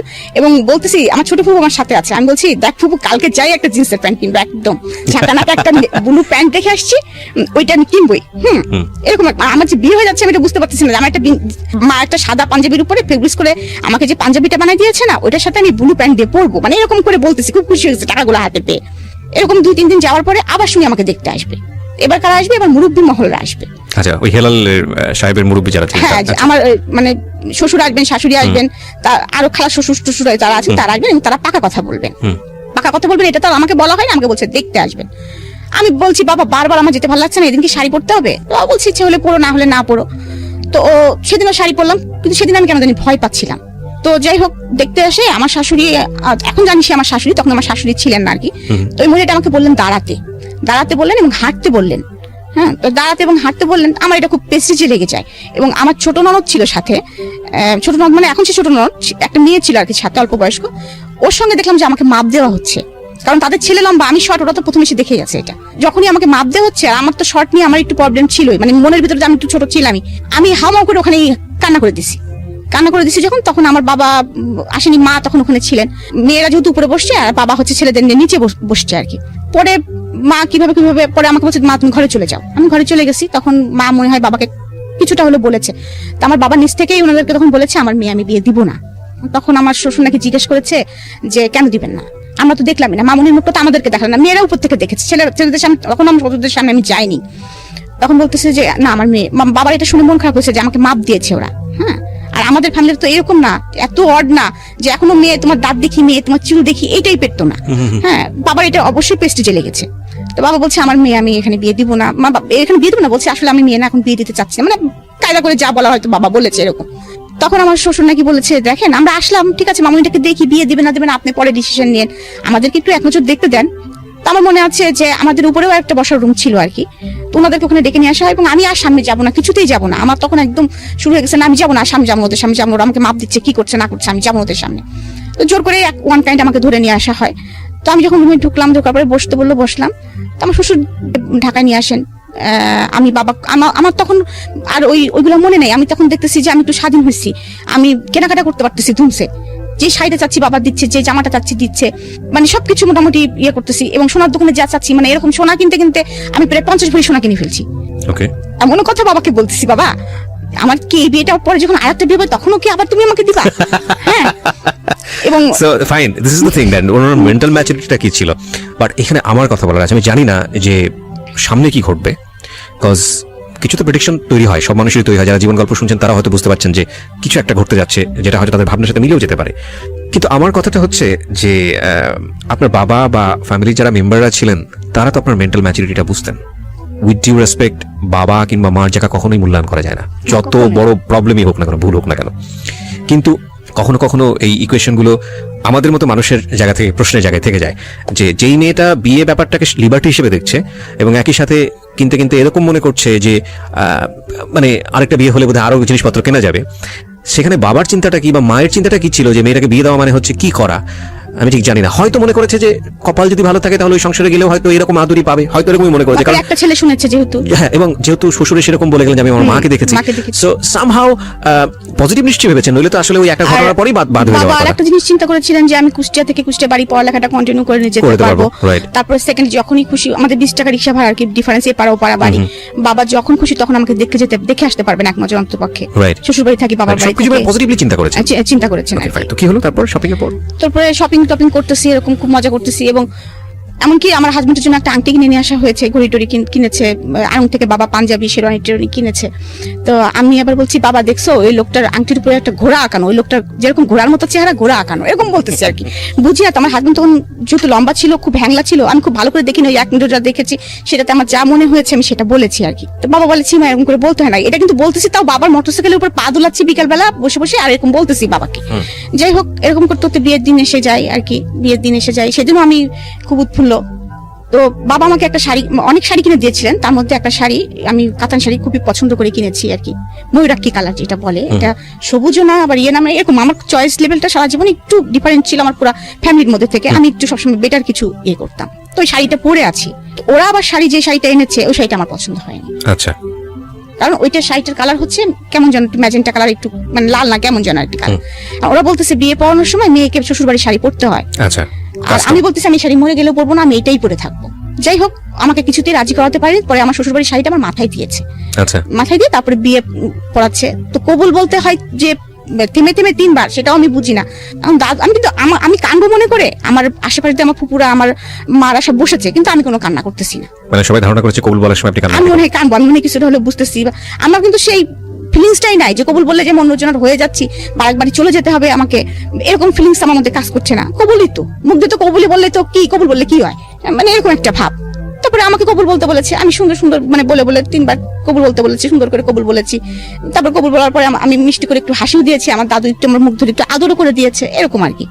তো তারপরে যখন বিদায়ের পালা আসতেছে, কারণ তাদের বাড়িরও প্রথম একটা ছেলে এবং বিয়ে হচ্ছে, তাদের বাড়িতেও অনেক বড় করে অনুষ্ঠান করতেছে, আমাদের বাড়িতেও অনেক বড় করে অনুষ্ঠান হচ্ছে। তো আমাদের বাড়িতে আবার একটা রেওয়াজ আছে, এর মধ্যে বলি যে বিয়েতে কোনো গিফট নেওয়া হয় না। আচ্ছা। এটা কারোর বিয়েতে নেওয়া হয় না। ওকে। তারপরেও আমার এত পরিমাণে আমার জিনিস আমি পেয়েছি, সেটা হচ্ছে আমার আত্মীয় স্বজনের কাছ থেকে জোর করে দিয়ে গেছে, আমার ফুপুরা টুপুরা সবাই মিলে আর কি। এত পরিমাণে আমি স্বর্ণ, এত পরিমাণে আমি জিনিস পেয়েছি, মানে আমি নিজেও জানতাম না আমার কত স্বর্ণ ছিল। তো আমি যখন বিদায়ের সময়টা, যেটা আমি বলতেছি যে বিয়ে তো হয়ে গেল, বিয়ে হয়ে যাওয়ার পরে তখন আমাকে ওই নিচে নিয়ে যাওয়া হলো, মালা বদল করতেছি। তখন আমি দেখলাম যে কালো একটা হাত আমার মাথার উপর দিয়ে মালা দিচ্ছে। আমি বলতেছি কি রে, আমি কারে বিয়ে করলাম, কেন লোকটা কি কঙ্কাল ভূত কেন, হ্যাঁ মানে এরকম মনে হচ্ছে আমার কাছে। তারপর যখন আমার বিদায় হয় তখন দেখি কি আমার সামনে কেউ নেই, না বাবা, না মা, না মামারা, কেউ নেই, অনলি শুধু আমার চাচা। এবং চাচা কিন্তু দাঁড়ায় থাকতে পারছে না, মানে কাঁপতেছে অলরেডি থরথর করে। এটাও আমার শ্বশুরের লোকরা কিন্তু মাইন্ড করছে, 2টা জিনিস মাইন্ড করছিল, তারা আমাকে এটা নিয়ে অনেক কথা শোনাইছে। সেটা হচ্ছে মেয়ে কি পাগল, ওইভাবে কবুল বলে, কোনো মেয়েকে তো ওইভাবে আসমান তো কবুল বলতে দেখি নাই। আর একটা জিনিস, বিদায়ের সময় আমি কাঁদতেছি না, বিকজ আপনি বুঝিয়ে উঠতে পারছেন, আমি বুঝে উঠতে পারতেছি না। আমি মনে বেড়াতে যাচ্ছি কোথাও একজন জায়গায়, তো আমার চাচা শুধু একটা কথা বলে আমার মনে আছে, যে ওর হাতের উপর আমার হাতটা দিয়ে বললো, বাবা তুমি যদি মনে করো যে আমি আমাদের মেয়ে তোমার হাতে দিচ্ছি, তাহলে তুমি ভুল করো, মনে করো আমাদের কলিজাটা ছিঁড়ে তোমার হাতে আমরা দিয়ে দিচ্ছি, মানে এটা তুমি কিভাবে যত্ন করে রাখবা সেটা তুমি জানো বাবা, এতটুকুই। তো আমি চলে গেলাম, শ্বশুর বাড়ি যাওয়ার পরেও বুঝতেছি না, আমাকে মানে বউকে বসায় রাখছে, সবাই আসতেছে দেখতেছে, আমিও দেখতেছি করতেছি, বুঝতেছি না। যাই হোক ওই দিনটা গেল, মানে ওই সন্ধ্যাটা গেল আর কি। তারপরে আমার হচ্ছে 5 ননদ, তার মধ্যে ধরেন 4 জনই আমার থেকে বড়। ছোট ননদটা আমার বয়সী, আমার থেকে 2-1 বছরের জুনিয়র সিনিয়র হবো আমরা। তো ওর সাথে আমার এর মধ্যে একটু ভাব হয়ে গেছে আর কি। আর ও আমাকে আগে থেকেই চিনতো মানে ও আমি যে স্কুলে পড়তাম ও সেই স্কুলে পড়তো, গার্লস স্কুলে। তো ও যখনই আমার ছবি টবি দেখেছে বা যখনই দেখতে এসেছে যে আমি, তখন ও খুব খুশি হয়ে গিয়েছিল ভিতরে যে এই মেয়েটাকে তো আমরা কোনোদিন চিন্তাই করতে পারিনি, নাচ দেখেছি কত সুন্দর নাচে, এ আমার ভাবি হবে। ও তো ছোট মানুষ, ওর মধ্যে এটাই কাজ করছে, এত সুন্দর একটা মেয়ে আমাদের ভাবি হবে। হ্যাঁ, ও খুব খুশি, ও আমার হাতে ভাব জমানোর খুব চেষ্টা করতেছে, আমার পিছিয়ে আছে আর কি সে। তো আমাকে জামা কাপড় চেঞ্জ করিয়েছে, আমার ননদ আমাকে শাড়ি পরিয়েছে, আর ওই মানে বিয়ের শাড়ি সাজগোজ খুলে একটা শাড়ি টাড়ি পরিয়েছে, এরকম বাড়ি ভর্তি লোকজন চলতেছে। যাই হোক তারপরে রাত আসছে, আমাকে তো রাত্রে খেতে দিছে, আমি তো খেতে পারি না হাত দিয়ে, আমি তো ছাড়াই ভাড়াই খাচ্ছি, কোন রকম কি খাচ্ছি সেটাও বুঝতে পারতেছি না। মানে আমি আবার তখন বুঝতে পারতেছি, মানে মনের ভিতরে এতটুকু উপলব্ধি আসতেছে যে চিনি না তো, হ্যাঁ চিনি না তো, আমি কোথা থেকে কোথায় আসলাম আমি তো বুঝতে পারতেছি না কিছু। হ্যাঁ, আমার হাতে তো কই আব্বু আম্মু আসলো না, কেউ তো আসলো না, মানে এরকম মনে হচ্ছে, কেউ তো খোঁজ দিচ্ছে না। বাবা তো এখান থেকে এইটুক চলে তো আসতে পারে, এতক্ষণ তো বিয়ের ঝামেলা শেষ হয়ে গেছে, বাবা তো আর চলে আসতে পারে, মা তো চলে আসতে পারে, এরকম মনে হচ্ছে মনের কাছে। কই কেউ তো আসতেছে না, এরকম মানে মনের ভিতরে হচ্ছে। তো ওরা যা বলতেছে সেটাই করতেছি আর কি। দেখলাম মাগরিবের নামাজের সময় একটা লোক ঢুকলো আমার ঘরে, আমি বুঝতেছি যে এটা আমার মনে হয় হাজবেন্ড, কারণ আমার ঘরে তো যে কেউ ঢুকবে না। মানে আমার ঘরে মানে আমাকে বিয়ে করে নিয়ে যে ঘরটায় বসায় রাখা হয়েছে, সে আমার সামনে নামাজ পড়লো, আমার সাথে কিন্তু কোনো কথা সে বলে নাই, আমিও কোনো কথা বলি না, কারণ আমি তো বুঝি না অত কিছু। তারপরে খাওয়া দাওয়া শেষে রাত আসলো, তো দেখতেছি বাসর ঘরটা সাজানো। তখনই হয়তো বা আমি এখনকার সময় যদি বিয়ে হতো, সাপোজ এখনকার সময় বা আরো 5 বছর পরে বিয়ে হতো, তখন হয়তো ঠিকই ওটা আমার চোখে পড়তো। কারণ আমি যে চুজি, বাসর ঘরটা কেন এমন করে সাজানো, যেটা ফুল দিয়েও সাজানো না, কিছু গাঁদা ফুল দিয়েছে এবং কিছু বেলুন দিয়েছে, যেমন হচ্ছে বার্থডে ভাব। তো আমি আবার হাসতেছি, কিন্তু আমাকে যখন ওই ঘরে বসাইছে তখন কিন্তু আমার ছোট নোটটাকে বলতেছি এই বেলুন গুলো ফাটবে না তো, রাত্রে ঠাস করে বেলুন ফাটবে, কি মজা না, এরকম বলেও ফেলছি মুখ দিয়ে আর কি। তো যখন আমাকে ওই ঘরে রেখে তারা চলে যাচ্ছে, আমার মেজো ননদটা, ওনাকে আমি মানে যদিও আমার হাজবেন্ড থেকে ছোট সে, আমি এখন আপাই বলি তাকে। তা আমি তখন বলতেছি কি আপা আপনি হচ্ছে যায়েন না, আমি তো আপনার সঙ্গে ঘুমাবো, আমি একা ঘুমাতে পারবো না, ভয় লাগতেছে, আপনারা সবাই করে। আমি তখন জানি না লোকটা আমার ঘরে ইন করবে, আমি মনে করতেছি হয়তো এই ঘরে আমাকে একাই ঘুমাতে দিবে। তো এইটু জানি যে বাসরাত হয় মানুষের, কিন্তু ওরকম সাজানো ওরকম ঘরে যে বাসরাত হয় আমি এটা তো বুঝতে পারতেছি। যাই হোক আপাকে ধরে বসছি যে আপা আমি তো আপনার সঙ্গে ঘুমাবো, আপনি আমার সঙ্গে ঘুমান। বলতেছে না তুমি ভয় পাও না, তোমার সঙ্গে ঘুমাবে তো, ভাই তোমার সঙ্গে থাকবে, তুমি টেনশন করো না, ভয় পাবা না তুমি। তো আমি তো তখন আরো ভয় পেয়ে গেছি যে কি ব্যাপার, একটা ছেলে থাকবে আমার সাথে। হ্যাঁ, আমি তো কখনো ছেলে মানুষের সঙ্গে ঘুমাইনি, বাবার সঙ্গে ঘুমাইছি, চাচুর সঙ্গে ঘুমাইছি। তারপরেও যতই ইয়ে করি, ওটা নতুন জায়গা তো, আমি তত ইয়ে করতে পারছি না। যখন আমার হাজবেন্ড ঢুকলো ঘরের মধ্যে, ঢোকার পরে সে পাশে বসতো, শীতকাল ছিল তখন, ডিসেম্বরে আমার বিয়েটা হয়েছে, ডিসেম্বরের 6 তারিখে। তখন আমি 16 বছর আমার বয়স। তখন আমি মানে বুঝতে পারতেছি না কি করবো, আমি কিন্তু লেপ কম্বল কিছু গায়ে দেওয়া না, আমি এমনি এরা বসা, শীতে কাঁপতেছি আর কি, একটা শাল মনে হয় কোন রকম জড়ানো গায়ে। তার বলতেছে তুমি লেপের মধ্যে পা দিয়ে বসো, ঠান্ডা তো। হ্যাঁ, তখন বলতেছে যে আমি কিসে পড়ি, আবার ওই একই কথা সে জিজ্ঞাসা করতেছে কিসে পড়ি, তারপরে আমি আমার সাবজেক্ট কি এগুলো জিজ্ঞাসা করতেছে, কোন স্যারের কাছে প্রাইভেট পড়তে যাই, নামাজ পড়তে পারি কিনা, কোরআন শরীফ পড়তে পারি কিনা, এগুলো জিজ্ঞাসা করতেছে। আমি সে নামাজ পড়ি, মাঝে মাঝে পড়ি, হ্যাঁ, কোরআন শরীফ পড়তে পারি না, সোজা উত্তর। হ্যাঁ, তারপরে বলতেছে যে তারপরে এটা জিজ্ঞাসা করার পরে সে আমাকে এমন একটা অড প্রশ্ন করছে যেটার জন্য আমি কখনোই কোনোদিন প্রস্তুত ছিলাম না। আজকে আমি বলতেছি, ফিল করতেছি যে এই প্রশ্নটা মানে আমি জীবনে ভুলবো না। মানে এই কথাগুলো বলার পরে যে সে আমাকে বলতেছে যে তোমার মানে ডেট কবে। আমি বুঝতে পেরেছি, আমরা হয়তো ইন ডিটেইলে যাব না, বাট জীবনের কিছু কিছু মোমেন্ট থাকে যেগুলো কারো জীবনের সারা জীবনেরই একেবারে ব্যক্তিগত অনুভূতি, সেটা হয়তো কারোর সাথে শেয়ার করার মতো না, কিন্তু কখনো কখনো ওই মোমেন্টগুলোই একটা সামাজিক শিক্ষার অংশ হয়ে দাঁড়ায়, কখনো কখনো ওই মোমেন্টগুলোই আরেকজনের জন্য একটা অনেক বড় শিক্ষণীয় হয়ে দাঁড়ায়। আপনার এই যে রাতের গল্পটা আপনি বলছেন, এটা প্রত্যেকটা মানুষের জীবনেরই স্মরণীয় রাত, ভয়ঙ্কর রকমভাবে প্রত্যাশিত রাত, এবং এই রাতেই প্রত্যেকটা ছেলে এবং মেয়ে, আমার যেটা মনে হয় যে সবারই একটা স্বপ্ন থাকে, একটা সুন্দর একটা মেমোরি যাতে সারাটা জীবন তারা ক্যারি করতে পারে। এই স্বপ্নটা যখন সে তার জীবনের আরেকজন মানুষের প্রয়োজন, সেটা ছেলের জায়গা থেকে হোক বা মেয়ের জায়গা থেকে হোক, মানে একটা মেয়ে যখন একটা ছেলেকে কল্পনা করে বা একটা ছেলে যখন একটা মেয়েকে কল্পনা করে, এইটা বুঝতে শেখে যখন থেকে, একদম নর্মালি যখন বুঝতে শেখে তখন থেকে সে কল্পনা করা শেখে। এটা বৈজ্ঞানিকভাবে যেমন সত্য এবং খুব নর্মালি আমাদের জীবনে এটা সত্য। এবং এই কাঙ্ক্ষিত রাতটা যখন স্বপ্নের মতো না হয়, এবং স্বপ্নের মতো না হলেও হয়তো বা সমস্যা না, পছন্দনীয় না হলেও সমস্যা না, কিন্তু যখন ভয়ঙ্কর হয়ে দাঁড়ায় তখন সেটা সারা জীবনের জন্যই একটা বড় সমস্যা। কখনো কখনো সেই ভয়ঙ্কর এক্সপিরিয়েন্সগুলো 8-10টা মানুষের জীবনে ওই ভয়ঙ্কর এক্সপিরিয়েন্স যাতে না হয় সেজন্য হয়তো বা যতটুকু যেভাবে শেয়ার করা প্রয়োজন সেভাবে আমরা শেয়ার করার সুযোগ দিই। আমরা ছোট্ট একটা বিরতি নেব প্রিয় শ্রোতা। আপনাদেরকে আরো একবার মনে করিয়ে দিচ্ছি, আপনারা শুনছেন মিস্টার ম্যাঙ্গো ক্যান্ডি প্রেজেন্স জীবন গল্প, আমি আরজে কিবরিয়ার সাথে। ছোট্ট একটা বিরতির পর আবারও ফিরে আসছি। জীবনে অনেক ভুল হয় এবং একজনের ভুল থেকে আমরা অনেক সময় অনেক কিছুই শিখি। ঠিক আছে, তো আপনার জীবনে যে ঘটনাটা ঘটলো তারপর কি হলো? তো তারপরে মানে এটা আমি কিভাবে বলবো বুঝতে পারছি না, মানে এক্সপ্লেন করব কিভাবে, আই ডোন্ট নো। অনেকের জীবনে এটা হয়তো খুব মানে সুখ, আমি এটা হতে পারতো সুখের, কিন্তু আমি যেহেতু বয়স অল্প, হাইট ওয়েট কম তার থেকে, তারপরে সে অনেক লম্বা চড়া মানুষ, তার স্বাভাবিক নিয়মে সে ছিল হয়তোবা, কিন্তু আমার জন্য ফিলিংসটা খুব ব্যাড ছিল আর কি। আমি খুব কষ্ট পাচ্ছিলাম আর কি, সোজা কথা। এবং আমি আগেই বলেছি যে আমার স্কিন খুব পাতলা ছিল, আমি রান্না কখনো তো কাজ করিনি, কখনো রোদে পুড়িনি, কখনো মানে ছিলাম আর কি একটু। তো আমার কিন্তু একটুতে গায়ে ফোসকা পড়তো, মানে আমি হচ্ছে একটু বেশি রোদে হলেও দেখা যাচ্ছে আমার গায়ে লাল লাল ছোপ ছোপ দাগ পড়ে যেত।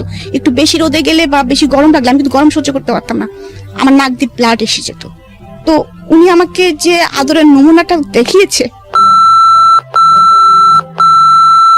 ইট ওয়াজ নট হিউম্যানিটিক, এটা আলটিমেটলি মানবিক আচরণ ছিল না, আপনি যেটা বলতে তারপরে যাচ্ছেন। সে আমাকে বোঝানোর চেষ্টা করেছে, এটুকু আমার মনে আছে, যে না তুমি কষ্ট পাচ্ছ, এটা ঠিক, কষ্ট পেও না, এটা হয়, এটা ঠিক হয়ে যাবে আস্তে আস্তে। যাই হোক, সকাল হলো পরের দিন সকালে বউ ভাত, বাসার অনুষ্ঠান কম কমানো। তো আমি কাউকে কিছু বলতে পারছি না, কিন্তু মনের ভিতরে তখনই একটা আমার কষ্ট ঢুকে গেছে কিন্তু অলরেডি, যে এটা কি হলো, বিয়ে মানে কি এরকম, আমি এটা কিন্তু বুঝতে পারতেছি না, বিয়ে মানে কি এরকম, আর এই লোকটার সাথে তাহলে আমাকে এভাবে থাকতে হবে। মানে আমি মানে সবকিছু মিলে আমার মাথার মধ্যে হজবরল অবস্থা হয়ে গেছে একটা আর কি। আর আমি খালি অপেক্ষা করতেছি কখন বাবা মা আসবে, কখন কে আসবে, মানে আমি অপেক্ষা করে আছি আর কি। মানে আমার ভালো লাগছে না, সোজা কথা ভালো লাগছে না। আমি সকালেও তেমন ভাবে খাচ্ছি না, কিন্তু আমার হাজবেন্ড দেখতে সকালবেলা থেকে স্বাভাবিক, সে ঘুরতেছে, খাবার হাতে কথা বলতেছে আর কি, আমার ঘরে আসতেছে, সবকিছু স্বাভাবিক, অনুষ্ঠান সবকিছু স্বাভাবিক। এবং একসময় আমার বাবা মা আসার পরেও আমি ওই অবস্থায় দেখা যাচ্ছে আমাকে মানে স্টেজ করে যেখানে বসিয়ে রাখা হয়েছে, আমি তো খুব ক্লোজ ভাবে তখন বাবা মার সঙ্গে কিছু বলতে পারছি না। আর আমার বাবা কেন যেন ওই দিনের পর থেকে তার চেহারাটা চোর হয়ে গেছিল আর কি। চোর বলবো কেন, মানে আমার দিকে চোখ কিরকম লুকা ছাপা, চোর বলবো না, লুকো ছাপা আর কি। মানে হয়তো বা আমার দিকে তাকালে তার চোখ জলে ভরে উঠতেছিল, এমন কিছু হচ্ছে হয়তো বা সে নিজেকে হাইড করছে। হ্যাঁ, আমি তো কিছু বলতেও পারছি না কাউকে। শুধু ছোট ফুপুটা আমার ফ্রেন্ড লিতো, সে আসার পরে তখন আমাকে বলতেছে, আমাকে তো বললাম যে অনেকে মনা বলে ডাকতো, তো আমাকে বলতেছে মনা কেমন আছো। হ্যাঁ, তো আমি বলছি যে ফুপু আমার না ভালো লাগেনি, আমার সারা রাত ঘুম হয়নি। হ্যাঁ, তোমরা আমাকে আজকে নিয়ে যাবা তো? হ্যাঁ, তো বলছে হ্যাঁ আজকে নিয়ে যাবে, মিয়া ভাই বলেছে আজকে তোমাকে নিয়ে যাবে, যে আমাকে সহকারে আজকে নিয়ে যাবে। আমি এবার ওকে বলছি কি, ফুপু শুনো, ওই লোকটাকে নিয়ে যাওয়ার দরকার নেই, আমাকে নিয়ে যাও। হ্যাঁ, বাবাকে আস্তে করে বলে এসো, ওনাকে নিয়ে যাওয়ার দরকার নেই। মানে এইভাবে আর কি। আমি তো আসলে বুঝতেছি না, ওই লোকটার আমার সঙ্গে গেলেই মনে হলো যে আমার একটা ব্যাড ফিলিংস, ওই লোকটাকে নিয়ে যাওয়ার দরকার নেই। এই জন্য ফুপুকে আস্তে করে কানে এটা বলতেছি। যাই হোক, ওই দিনকার অনুষ্ঠানে মিটে গেল, তারপরে আমাদেরকে নিয়ে যাওয়া হলো। তো আমার বেডরুমেই আমি ছিলাম আর কি। সেখানেও আমার বাবা মা তো আর কোনো কিছু খেয়াল করে না। আমার বাবা মার ধুম লেগে গেছে, বাড়িতে অনেক লোক, পুরা ধুম লেগে গেছে যে জামাকে কোন পিঠা খাওয়াবে, জামাকে নতুন জামা ফার্স্ট আসছে আমাদের বাড়িতে, ছোট পরিবারের জামাই, মানে আমাদের বাড়িতে একদম মনে করেন যে আনন্দ উৎসব। আর আমি হচ্ছে কি যে এই একদিন দুই দিনে মানে আমার ফ্যামিলি থেকে যেহেতু আমি একটু দূরে, আমি আমার ফুপাতো ভাই বোন টোন এদের পেয়ে ওদের সাথে সবসময় থাকি, ওদেরকে পেয়ে আমার জামার কথা আমি ভুলে গেছি। মানে এমনিও তোর কথা আমার মনে থাকার কথাই না, তারপরে ওই যে আমার সাথে একজন লোক আসছে, তার থেকে আমার কোনো ইয়ে নাই। আমি কিন্তু ওদের সাথেই মানে বাসায় যে ঢুকেই আগে আমি কিন্তু শাড়িটা খুলে আগে কিন্তু আমি স্কার্ট পরে ফেলছি, বুঝছেন, ফেলে আমি আমার মতো মানে আবার দৌড়ানো শুরু করছি ঘরের মধ্যে। একবার এর সাথে এই গল্প করি, ওর সাথে ওই গল্প করি। কিন্তু এর মধ্যে হঠাৎ করে আমার এক ফুফাতো ভাই, ওর সাথে খুব ফ্রেন্ডলি সম্পর্ক ছিল, আমার থেকে 2 বছর বড়। তো ও আমাকে জিজ্ঞেস করতেছে, মনি তোর মুখ চুপ দেখে তো ভালো, ওই যে বললাম আপনাকে যেটা সাইন দেখে, বলছে ভালো লাগতেছে না তো। হ্যাঁ, তখন আমি বলতেছি কি যে ভাই জানো লোকটা না একটু ভালো না, হ্যাঁ লোকটা না খুব খারাপ, অনেক চুট্টু খারাপ। এভাবে বলতেছি লোকটা। হ্যাঁ, আমি বাংলা সিনেমা ভিলেন দেখো না, ওই রকম জানো, এখন এরকম বলতেছি। বলার পরে তখন আমার ভাই আবার হাসতেছে, বলছে কই, মানে আমাকে সান্ত্বনা দেয়। আমি তো দেখলাম যে মিঠুন চক্রবর্তীর মতো। হ্যাঁ, এরকম আর কি কথাবার্তা হচ্ছে। যাই হোক, আমার সংসারটা এইভাবে আর কি আগায় যাচ্ছে। আমি শ্বশুর বাড়িতে যাই আসি, বাবার বাড়িতেও থাকি, কিন্তু আমি কিন্তু এগুলো আসলে তখন কিন্তু বুঝি না যে শ্বশুর বাড়ি গেলে কাজ করতে হয়, কি করতে না হয়। আমার হাজবেন্ড সকালবেলা অফিসে চলে যান, আমি হয়তো গুসুর করে। উনি ছিল তখন অ্যাসিস্ট্যান্ট ইঞ্জিনিয়ার। হ্যাঁ, উনি হচ্ছে বিএসসি ইঞ্জিনিয়ার যেটা বলে আর কি আপনার পানি উন্নয়ন বোর্ডের। তো আমি তখনও কিন্তু বুঝি না, তো আমি নাস্তা টাস্তা খাই, ছোট ননদের সাথে সময় পাস করি, কিন্তু আমার শাশুড়ি মনে মনে খুব খেপে যাচ্ছেন। হ্যাঁ, আমি এখন জানি আর কি উনি খুব খেপে যাচ্ছেন, কি বউ বিয়ে করে নিয়ে আসলাম, শাশুড়ি কি করতেছে তাও কি দিয়ে দেখে না, বাড়ির কে কি করতেছে কি দিয়ে দেখে না, ঘুম থেকে দেরি করে ওঠে, নামাজ পড়ে না, হ্যাঁ মানে নখ পালিশ লাগায় বসে থাকে, হ্যাঁ নাক ফুটো করা নাই, হ্যাঁ এরকম অনেক কিছু আর কি। তো ওই দিন উনি খুব হঠাৎ করে খুব লাউড হয়ে গেলেন, আমার বলতেছে এই তোমার কি খালি শোকেসে সাজার জন্য নিয়ে আসা হয়েছে নাকি, তুমি খালি ঘরের মধ্যে বসে বসে মান্নাদের হেমন্তের না কি কার কার কার গান শুনো, হ্যাঁ তোমার হাজবেন্ড খাবে সেটা তোমার খেয়াল রাখতে হয় না, তোমার যে 5টা ননদ আছে তারা কলেজে যাচ্ছে ভার্সিটিতে যাচ্ছে, তুমি সেগুলো খেয়াল রাখবা না, হ্যাঁ তুমি নিজেকে নিয়ে সবসময় বসে থাকো, হাতে নখ পালিশ মাখিয়ে বসে থাকো, মানে এরকম করে আমার সাথে খুব চিল্লাপাল্লা করতেছে এই কয়েকদিনের মধ্যেই, মানে 15-20 দিনের পরেই। আচ্ছা আমি কিন্তু বুঝতে পারতেছি না, আমি একদম থতমত খেয়ে হা করে বসে আছি যে আমাকে এই ধরনের হয়তো কেউ কখনো বলে নেই, হ্যাঁ আমি তো আসলে এরকম কথা কোনোদিন বলে নাই আমাকে কেউ। তো আমি খুব মন খারাপ করে ওনাদেরকে তাকায় আসলে উনি কি বলতেছে, আমি বলতেছি মা আমার নাক ফুটো নেই সেই জন্য রাগ করতেছেন, আমি এটাও বুঝি নাই। যখন বলছে এই মেয়ের নাক ফুটো নাই, আমি নাক ফুটো জানো না, হ্যাঁ জানে, হ্যাঁ কি বাড়িতে বিয়ে দিছি মেয়ের হচ্ছে নাক ফুটো না থাকলে ছেলের অমঙ্গল হয় এটা জানে না, এরকম বলতেছে। তা আমি বলছি এটার জন্য মনে উনি রাগ করছে।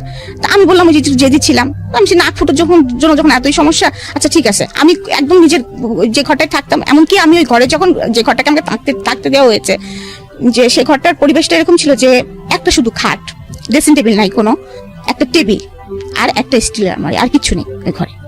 ও আর একটা আলনা ছিল, যে আমি কখনো মানে আমার ঘরটা তো অনেক সাজানো গোছানো, তখনকার সময় চেস্টের ড্রয়ার একদম ম্যাচিং করা সবকিছু।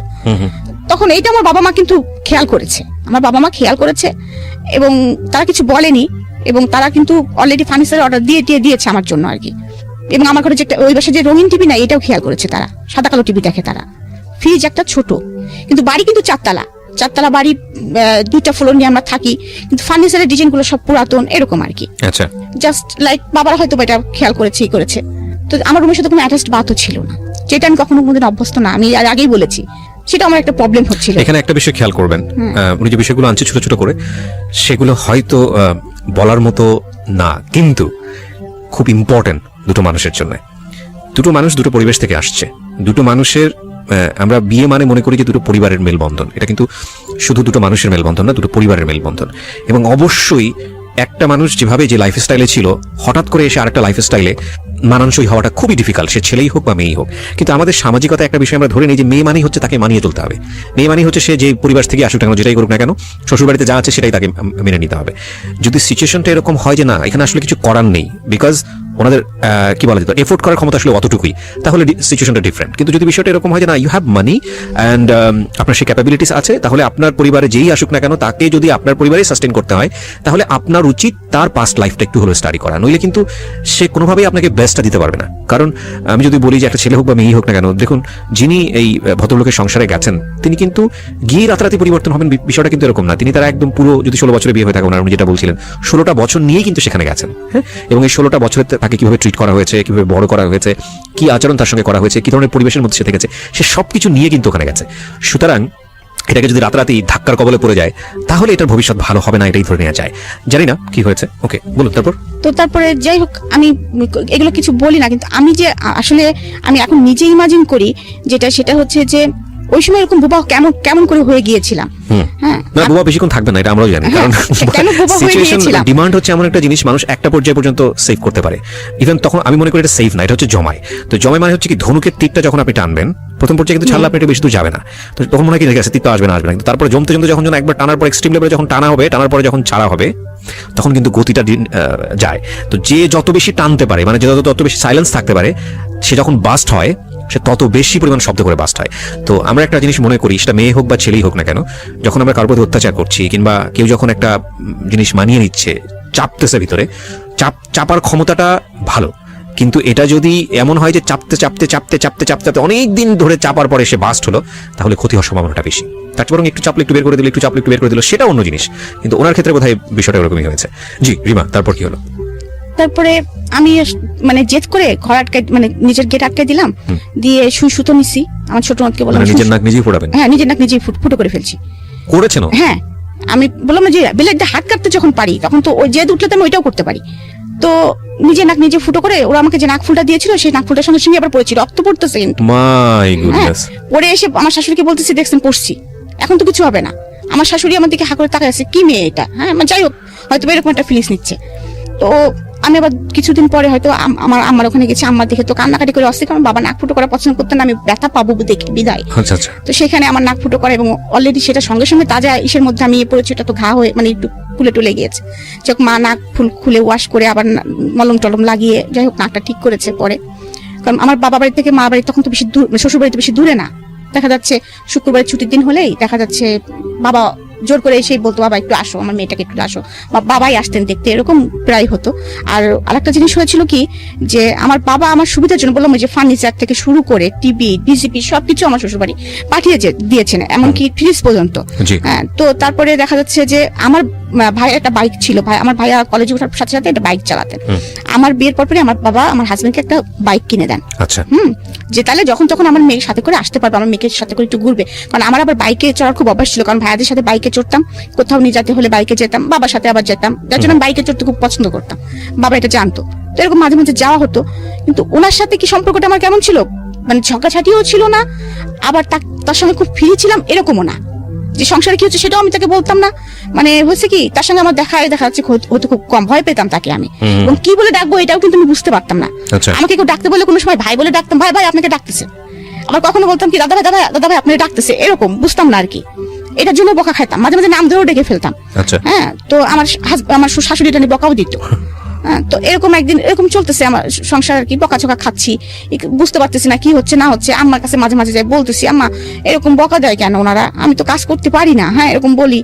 তা আম্মা এর মধ্যে হয়তো বা প্রস্তাব দিয়েছিল আমার শাশুড়ির কাছে যে আমার মেয়ে হয়তো কাজ করতে পারে না বিয়ান, আমি কি একটা কাজের মানুষ দিব আপনাদের, ওদের বাসায় যে দেখি যে একটা মোটে কাজের মানুষ, তো ছোট। আমার শাশুড়ি অনেক কাজ করেন, আমার অন্যরাও দেখলাম যে অনেক কাজ টাজ করেন, সেখানে আমি কিছুই করি না, সেটা তো আসলে কথা শোনানোর মতোই আর কি।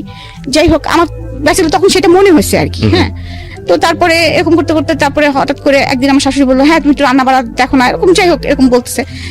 তার আবার একটু মাঝে মাঝে প্রবলেম হতো, বুকে পেন টেন করতো, এরকম আমার কষ্ট হয় একা একা। লেখাপড়ার কি অবস্থা? তখন লেখাপড়ার অবস্থা হচ্ছে আমি কলেজ টোটালি অফ করে দিয়েছি, সেকেন্ড ইয়ারের পরীক্ষা দিয়ে কলেজে যাওয়াই হয় না। আর সেকেন্ড ইয়ার ফাইনাল পরীক্ষা দিয়ে না, ফার্স্ট ইয়ার ফাইনাল পরীক্ষা দিয়ে সেকেন্ড ইয়ারে উঠেছি, ওঠার পরে আপনি আর যাচ্ছেন না? যাচ্ছি না। আসলে আমি তখন আসলে বুঝতে পারছিলাম না আসলে যে আমার কি করণীয়। তো আমার মনে হচ্ছিল যে হয়তো বা মাকে বলতাম যে মা আমার কাজটা করলে মনে হয় ভালো হয়, উনি তো একটু রাগটাগ করে। তো আমার মা বলতো যে শ্বশুর বাড়ির সবাই এরকম, তখন আমিও তো কাজ করি, হ্যাঁ করতে হয় মা এগুলো, একটু তুমি শাশুড়ির সঙ্গে একটু একটু হেল্প করবা।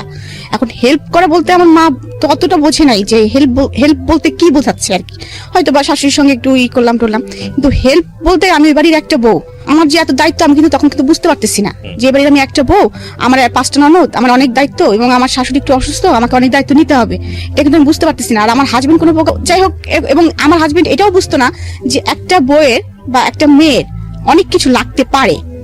এভাবে আমি আর কি লাইফ লিড করতেছি আর কি। আর আমি যখন বাবা বাড়ি আসি তখন আমার মা যেটা ভালো লাগে সেটা আমার জন্য কিনে রাখে, বা আমাকে সাথে করে যে মার্কেটিং করে, এবং আমি অনেক সময় কাঁদতাম যে বাবা আমার কাছে তো টাকা নাই, হ্যাঁ আমার কাছে তো টাকা নাই, আমি তো চটপটি খেতে পছন্দ করি, আমাকে তো কেউ চটপটি ফুচকা খাওয়াতে নিয়ে যায় না, এই করে না। বাবা আমাকে, আমার মনে আছে সে টাকা আমাকে অনেক সময় যাওয়ার সময় 5,000 10,000 করে টাকা দিয়ে দিত। এইগুলো আবার দেখা যাচ্ছে আমি আমার ননদদের পিছনেই খরচ করতাম, এই তোরা কি কিনবি বল, আমার কাছে টাকা আছে। আমি কিন্তু আসলে ওইভাবে কখনোই, ওরা আমাকে আপন না মনে করলো, আমি কিন্তু সবসময় এইভাবে। আবার দেখা যাচ্ছে যে ভাবি তোমার না অনেক সুন্দর সুন্দর আংটি, এই তো আংটি নিবি, আমার না বক্স ভর্তি আংটি আছে, নিয়ে যে দিয়ে দিতাম ওদের, ওরা কয়টা নিয়েছে সেটাও কিন্তু আমি কোনদিন খেয়াল করতাম না এরকম। তারপরে আমি এরকম ভাবে আমার সংসার চলছে, এর মধ্যে আমার পরীক্ষা এসে যায়, তো মা বলে পরীক্ষা তো দিতে হবে তোমাকে। তা আমি বলি বিয়ে দিছো তো আবার পরীক্ষা দিব, কারণ আমার আর পড়ালেখার প্রতি তেমন কোনো আগ্রহ নাই আর কি, সারাদিন কাজ করে আমার আর ইচ্ছা করে না পড়ালেখা করি।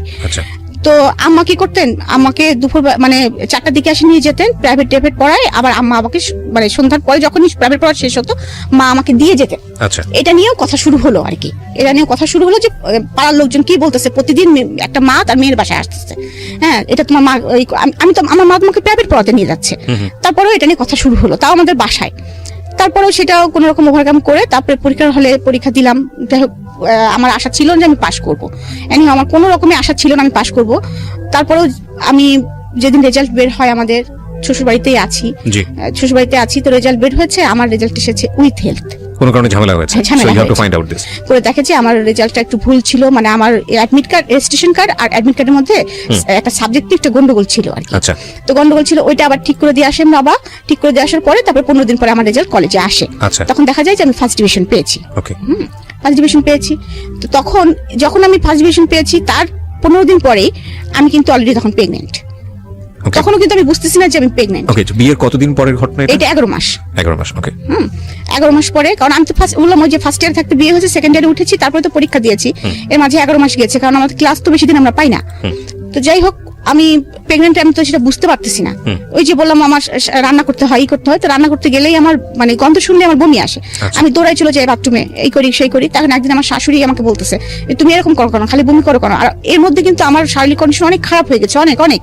মানে আমি একদম মনে করেন যে 34 কেজি ওজনে নেমে আসছে আমার ওজনটা আর কি।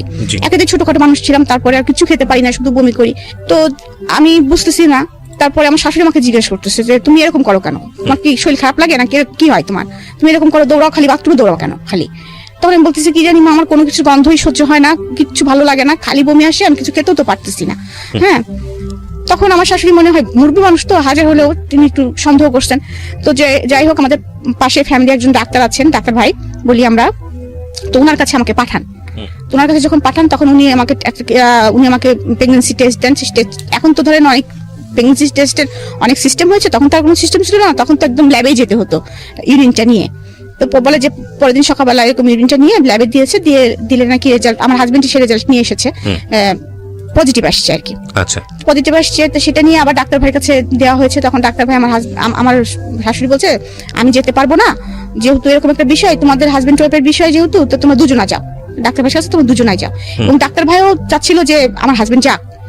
সে বলেছে যে হেলাল আসুক। মানে সে তো আমাদের ফ্যামিলিটা একটা সবাইকে চেনে, আমার বিয়েও খেয়েছে সে। তো আমরা যখন গিয়েছি তার কাছে, সে তখন বলছে যে হেলাল তুমি এটা কি করলা, ফার্স্ট কথাই ছিল তার এটা, তুমি এটা কি করলা। তখন আমার হাজবেন্ড তো চুপচাপ, তো বলতেছে যে তোমাকে আমি বিয়ের সময় বলেছিলাম যে হেলাল তুমি ছোট একটা মেয়ে বিয়ে করতেছো, কেন করতেছো, মিনিমাম তোমার এদের সঙ্গে যাই এমন একটা মেয়ে বিয়ে করো। তারপরে আবার এই মেয়েটা এখন প্রেগনেন্ট, হ্যাঁ, তার ওয়েট এত কম, এবং এই বাচ্চাটাকে সে কি দিবে, পেটের ভিতর থেকে মার যে খাবারটা সে নিবে। মানে ডাক্তার ভাই আমার সময় যে কথাগুলো বলতেছেন সেটা আর কি বলতেছেন, তখন তত কিছু বুঝি না। হ্যাঁ, তো সেই সামর্থ্য তো মনে হচ্ছে মেয়েটা নাই। আর তারপরে তো বমি করতেছে একভাবে, ওকে তো ইমিডিয়েটলি এখন স্যালাইন দেওয়ার ব্যবস্থা করা উচিত, তো পানি শূন্যতা হয়ে গেছে শরীরে এখন, এরকম অবস্থা আর কি। যাই হোক, তুমি কি এই বাচ্চাটা নিতে চাও, নিলে কিন্তু সমস্যা হবে, হয়তো বা ওর লাইফ রিস্ক হতে পারে, এরকম একটা কথা বলে। তো আমার হাজবেন্ড বাসায় এসে উল্টা মেজাজ দেখাচ্ছে, কেন মানে আমি যেন পাপ করে ফেলছি। হ্যাঁ, মানে উল্টা মেজাজ দেখাচ্ছে, হ্যাঁ এরকম অসুস্থ, এখন আমার এখন ঝামেলা, অমুক তমুক বিভিন্ন কথা শুরু করছে। তো আমার শাশুড়ি আবার খুশি, কারণ তার একটা ছেলে, যেহেতু একটা বাচ্চা আসতেছে বাসায়, সে খুব খুশি। আমার বয়স টয়স কেউ দেখতেছে না আর কি সেই মুহূর্তে। সে আবার আমার TNT-তে ফোন করে আমার মাকে ডেকে নিয়ে আসছে, বিয়ান এরকম সুসংবাদ আছে, শিগগিরই আসেন। তো আমার মা এসেছে, আমরা কি দুজন মিলে একটা বাচ্চা পালতে পারবো না? হ্যাঁ, ও ছোট হয়েছে তো কি হয়েছে, হেলাল এরকম চিল্লাপাল্লা করতেছে, আপনি আপনার জামাই একটু বোঝান, এরকম বলতেছে। আমার শাশুড়ি তখন খুব ভালো মুডে আছেন আর কি তিনি। তো আমার মা না আসলে তখন নাও বলতে পারতেছে না, হ্যাঁ বলতে পারতেছে না। তিনি একবার আমার কথা ভাবতেছেন, আবার ওই সংসারটার কথাও ভাবতেছেন, যে তাদের মধ্যে আনন্দ, আর এদিকে আবার চিন্তা করতেছেন যে আমার মেয়েটা তো আসলে এই অবস্থা, কিছু খেতে পারে। তখন আমার এর মধ্যে মা বলছে কি, তাহলে আমি আমার মেয়েটাকে নিয়ে যাই বিয়ান, আমি নিয়ে যাই, তো এই অবস্থা। তখন আবার ডাক্তার ভাই বলে দিয়েছেন, উনি আবার প্রেসক্রাইব করে দিয়েছেন আমাকে তখন ইমিডিয়েটলি স্যালাইন দিতে হবে, দিতেই হবে। তখন আর আমাদের যেখানে বাসা সেখানে আশেপাশে কোনো ক্লিনিক নাই, একটু দূরে। তো তখন আম্মা দেখলো যে তাহলে এখান থেকে নিয়ে গেলে তো নার্স এসে মানে স্যালাইন দিতে পারবে না, বা সবসময় টেক কেয়ার করতে পারবে না, এখানে যদি ডাক্তারটা কাছে, তাহলে এখানে থাক। তো আমার স্যালাইন চলতেছে, করতেছে, কিন্তু আমার শাশুড়ি কিন্তু কখনো এসে আমার যে স্যালাইন চলতেছে করতেছে আমার পাশে বসা বা মাথায় হাত দেওয়া, বা আমার হাজবেন্ড ওই ঘরে ঢুকে না। হ্যাঁ, সে ডিস্টার্ব হবে দেখে সে তার মতো থাকে, রাতে স্যালাইন খুলতে হবে, করতে হবে, অনেক ঝামেলা। এগুলো আমার ছোট নোট থাকে আমার পাশে, মাঝে মাঝে আমার শ্বশুর একটু দেখাশোনা করেন। আর দেখা যাচ্ছে যে ওই যে সার্বক্ষণিক যে নার্সটা ছিল উনি দেখাশোনা করতেন, কিন্তু আমার বমি কিন্তু কখনোই অফ হয় নাই। তো এর মধ্যে আমার আবার একটু ব্লাড যাচ্ছে, আচ্ছা, একটু রিস্কি যে ব্যাপারটা, হ্যাঁ ব্লাড যাচ্ছে। তখন আবার এইটা আবার ডাক্তার ভাইকে বলা হয়, তখন ডাক্তার ভাই আর কি বুঝছে ব্যাপারটা, বরাবর বলছে আসলে ও নিতে পারছে না মনে হয় শরীরে, ওর শরীর এই বয়সে এটা ও নিতে পারছে না। তারপর যাই হোক এরকম বলার পর তারপর আপনারা যখন চাচ্ছেন চাচিমা আমি ট্রাই করবো, আমি 7 দিন একটা ইনজেকশন দিব, সকাল বিকাল দিব, এটা যদি টিকে গেল তো টিকে গেল, আলহামদুলিল্লাহ, না হলে কিন্তু আমাদের রেস্টিং পয়েন্টে যেতে হবে, এটা ডিসিশন নিতে হবে। তখন আমার তো একদম তখন মনে করেন বিছনা থেকে ওঠা নিষেধ, একদম বেড রেস্ট। তো আমার মা, আমার শ্বশুর বাড়ির যেরকম পরিবেশ, আমার মা যে আমার কাছে থাকবেন সেটাও পারতেছেন না। হ্যাঁ, কারণ কি কথা শোনাবে কে, মানে ওরা খুব কথা শোনাতেন, এটাই হচ্ছে প্রবলেম। মানে আসলে খুব কথা শোনাতেন, এখনো তাদের সে স্বভাবটা আছে আর কি। তো ওই ভয়তে আমার আমার মা আবার খুব বললাম যে চুপচাপ, আম্মা তো অত মানে কথা পছন্দ না আর কি তার। তো এই অবস্থায় যাই হোক আমার আস্তে আস্তে আমি ওই সিচুয়েশনটা পার করছি, কোনো রকম 7 মাস চলে গেছে আর কি। যাওয়ার পরে তারপরে 7 মাসের পরে আমাকে আমার বাবা মা এসে আমাদের দেশে একটা আনুষ্ঠানিকতা করে সাথ দেয়। সেটা করে অনেক অনুষ্ঠান করে শ্বশুরবাড়ির লোকদের কাপড় চুপড় দিতে হয়, তারপরে ওই খাসি টাসি, তারপরে এই যে মাছ টাছ অনেক কিছু দিতে হয়, কি কি দিতে হয় আমি অত জানতাম না তখন। সেগুলো দিয়ে আমার বাবা মা অনুষ্ঠান করে নিয়ে আমাকে নিয়ে গেছেন। তখন আমার বাবার আবার পোস্টিং ছিল মাগুরাতে। তো মাগুরাতে নিয়ে গেছেন, মাগুরাতে নিয়ে যাওয়ার পর যখন আমার 2 মামা শুনেছে যে আমি এরকম অবস্থা, তখন আমার 2 মামা তাদের আবার নিজেদের প্রাইভেট কার ছিল, তো তোমরা মানে খুলনায় থাকতো, খুলনা থেকে মাগুরা তো বেশি দূর না, তো চলে এসেছে আমাকে দেখার জন্য। এসে তো চিল্লাপাল্লা, বুধ এটা কি হলো, আর তোমরা মাগুরায় আনছো কিভাবে, হয় কুষ্টিয়া রাখতা। তো তারপরে যাই হোক আমার মামারা আমাকে খুলনাতে নিয়ে যায় এক প্রকার জেদ করে, কারণ মামাদের কোনো মেয়ে ছিল না, 2 মামারই দুইটা করে ছেলে।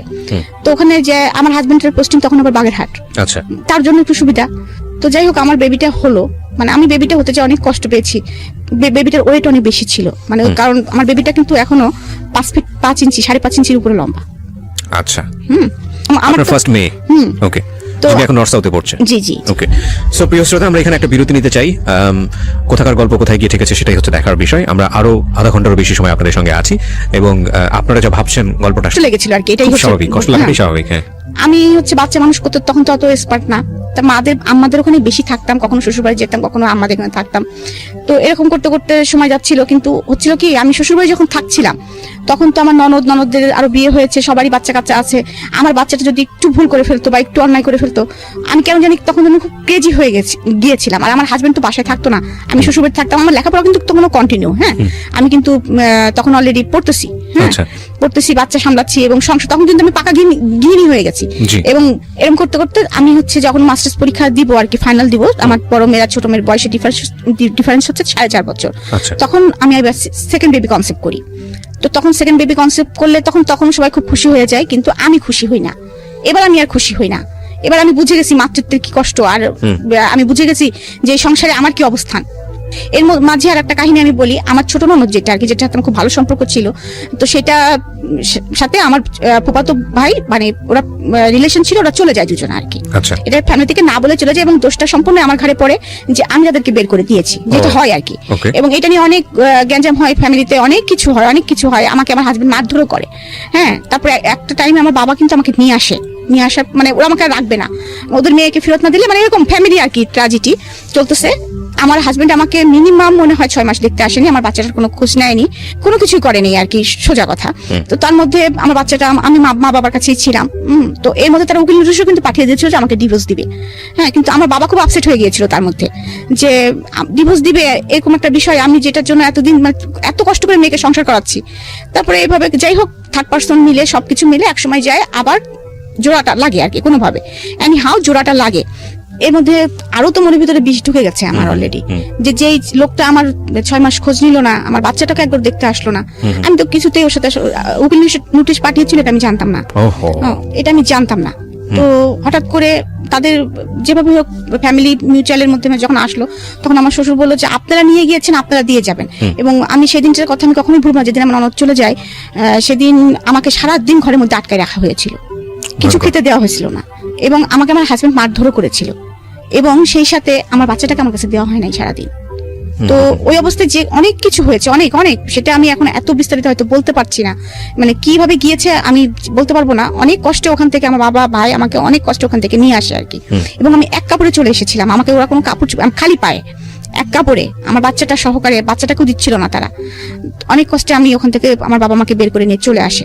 আসার পরে তো অনেকদিন এই যে ওরকম বাবা বাড়ি থাকলাম, করলাম। তার মধ্যে আমি আবার ট্রান্সফার হয়ে আমি যশোরে, তখন বাবার পোস্টিং, তো তখন যশোরে আমার ভাই আমাকে মাস্টার্স ভর্তি করে দিয়েছিল, যে আমি তখন মাস্টার্স করতেছি, প্লাস সেই সাথে আমি হচ্ছে মানে আপনার মাস্টার্স করতেছি, সেই সাথে আমি কম্পিউটার শিখতেছি।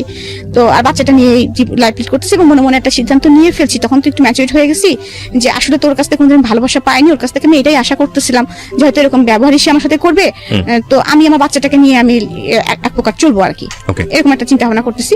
আর আমাকে যথেষ্ট সাপোর্ট দিত বাবা মার, সবসময় মন টন খারাপ থাকতো যে ফ্যামিলিতে যেহেতু এরকম কাহিনী হয় নাই, আর সেহেতু সব জায়গাতে কথাটা হচ্ছিল, অনেক ঝামেলা চলতেছিল অলরেডি ভিতরে। তো বাবা মা ওইগুলা টেক কেয়ার করতেই মানে হাত ধরে যাচ্ছিল বাবা মার আর কি। জি। আর এদিকে হচ্ছে আমার বড় ভাই আমাকে একদম ফুল সাপোর্ট দিচ্ছে যে না আমি জি। তোমাকে যেতে দিব না, তুমি পড়ালেখা শিখো, মানুষ হও, আমার একটা ভাগ্নি আমি পালতে পারবো, তুমি ওটা নিয়ে টেনশন।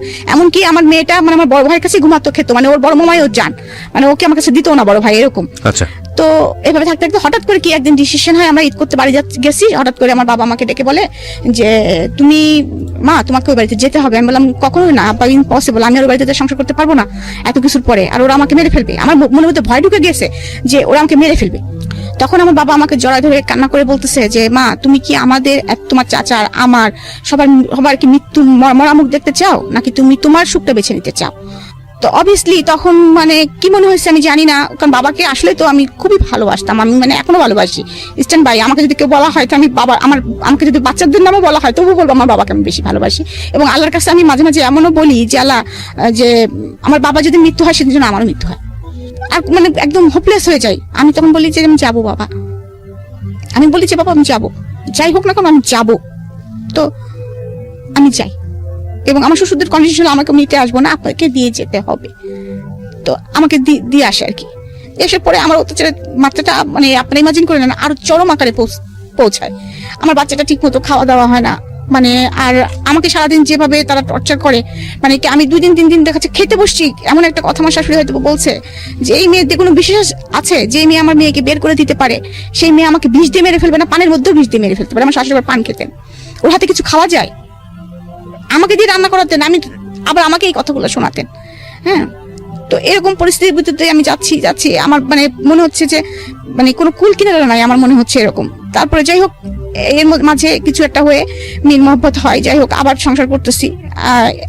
আমার ননদের সাথেও তাদের আবার মিউচুয়াল হয়ে যায় আর কি, মিউচুয়াল হয়ে যায়, কিন্তু আমি আর আমার হাজবেন্ড কথা বলতাম না। ও এর মধ্যে এরকম কথা শুনতে আমি একবার হচ্ছে মানে সুইসাইড অ্যাটেম্প করি। তারপরে আমার বাবা সিদ্ধান্ত নেয় যে আমি আর দিব না। তারপরে আবার 3-4 মাস এরকম যায়, তার মধ্যে আমার আবার অসুস্থ হয়ে পড়ি, সেটা হচ্ছে অ্যাপেন্ডিসাইটের অপারেশন হয়। তখন আমার হাজবেন্ডকে আমার বাবা ফোন করে না, আমি ফোন করি, আমি বলি যে আমার এরকম অপারেশন হচ্ছে, আমি যদি কিছু হয় তুমি আমার বাচ্চাটাকে দেখো, বাবার পরিচয় একটা রেখো, ও নানার কাছে থাকবে, তুমি বাবার পরিচয়টা রাখো। তখনও কিন্তু আমি ছোট বাচ্চা কনসেপ্ট করিনি আর কি, ছোট বাচ্চা কনসেপ্ট করিনি। তখন ওর কেন জানি মনটা নরম হয়, হয়তো মানুষ তো, আর এতদিন একসাথে আছে, একটা বাচ্চার বাবাটা আছে, আর মানে এরকম একটা ইয়ে। তো ও আসে আমাকে পরের দিন সকালবেলা দেখতে আসে যশোরে।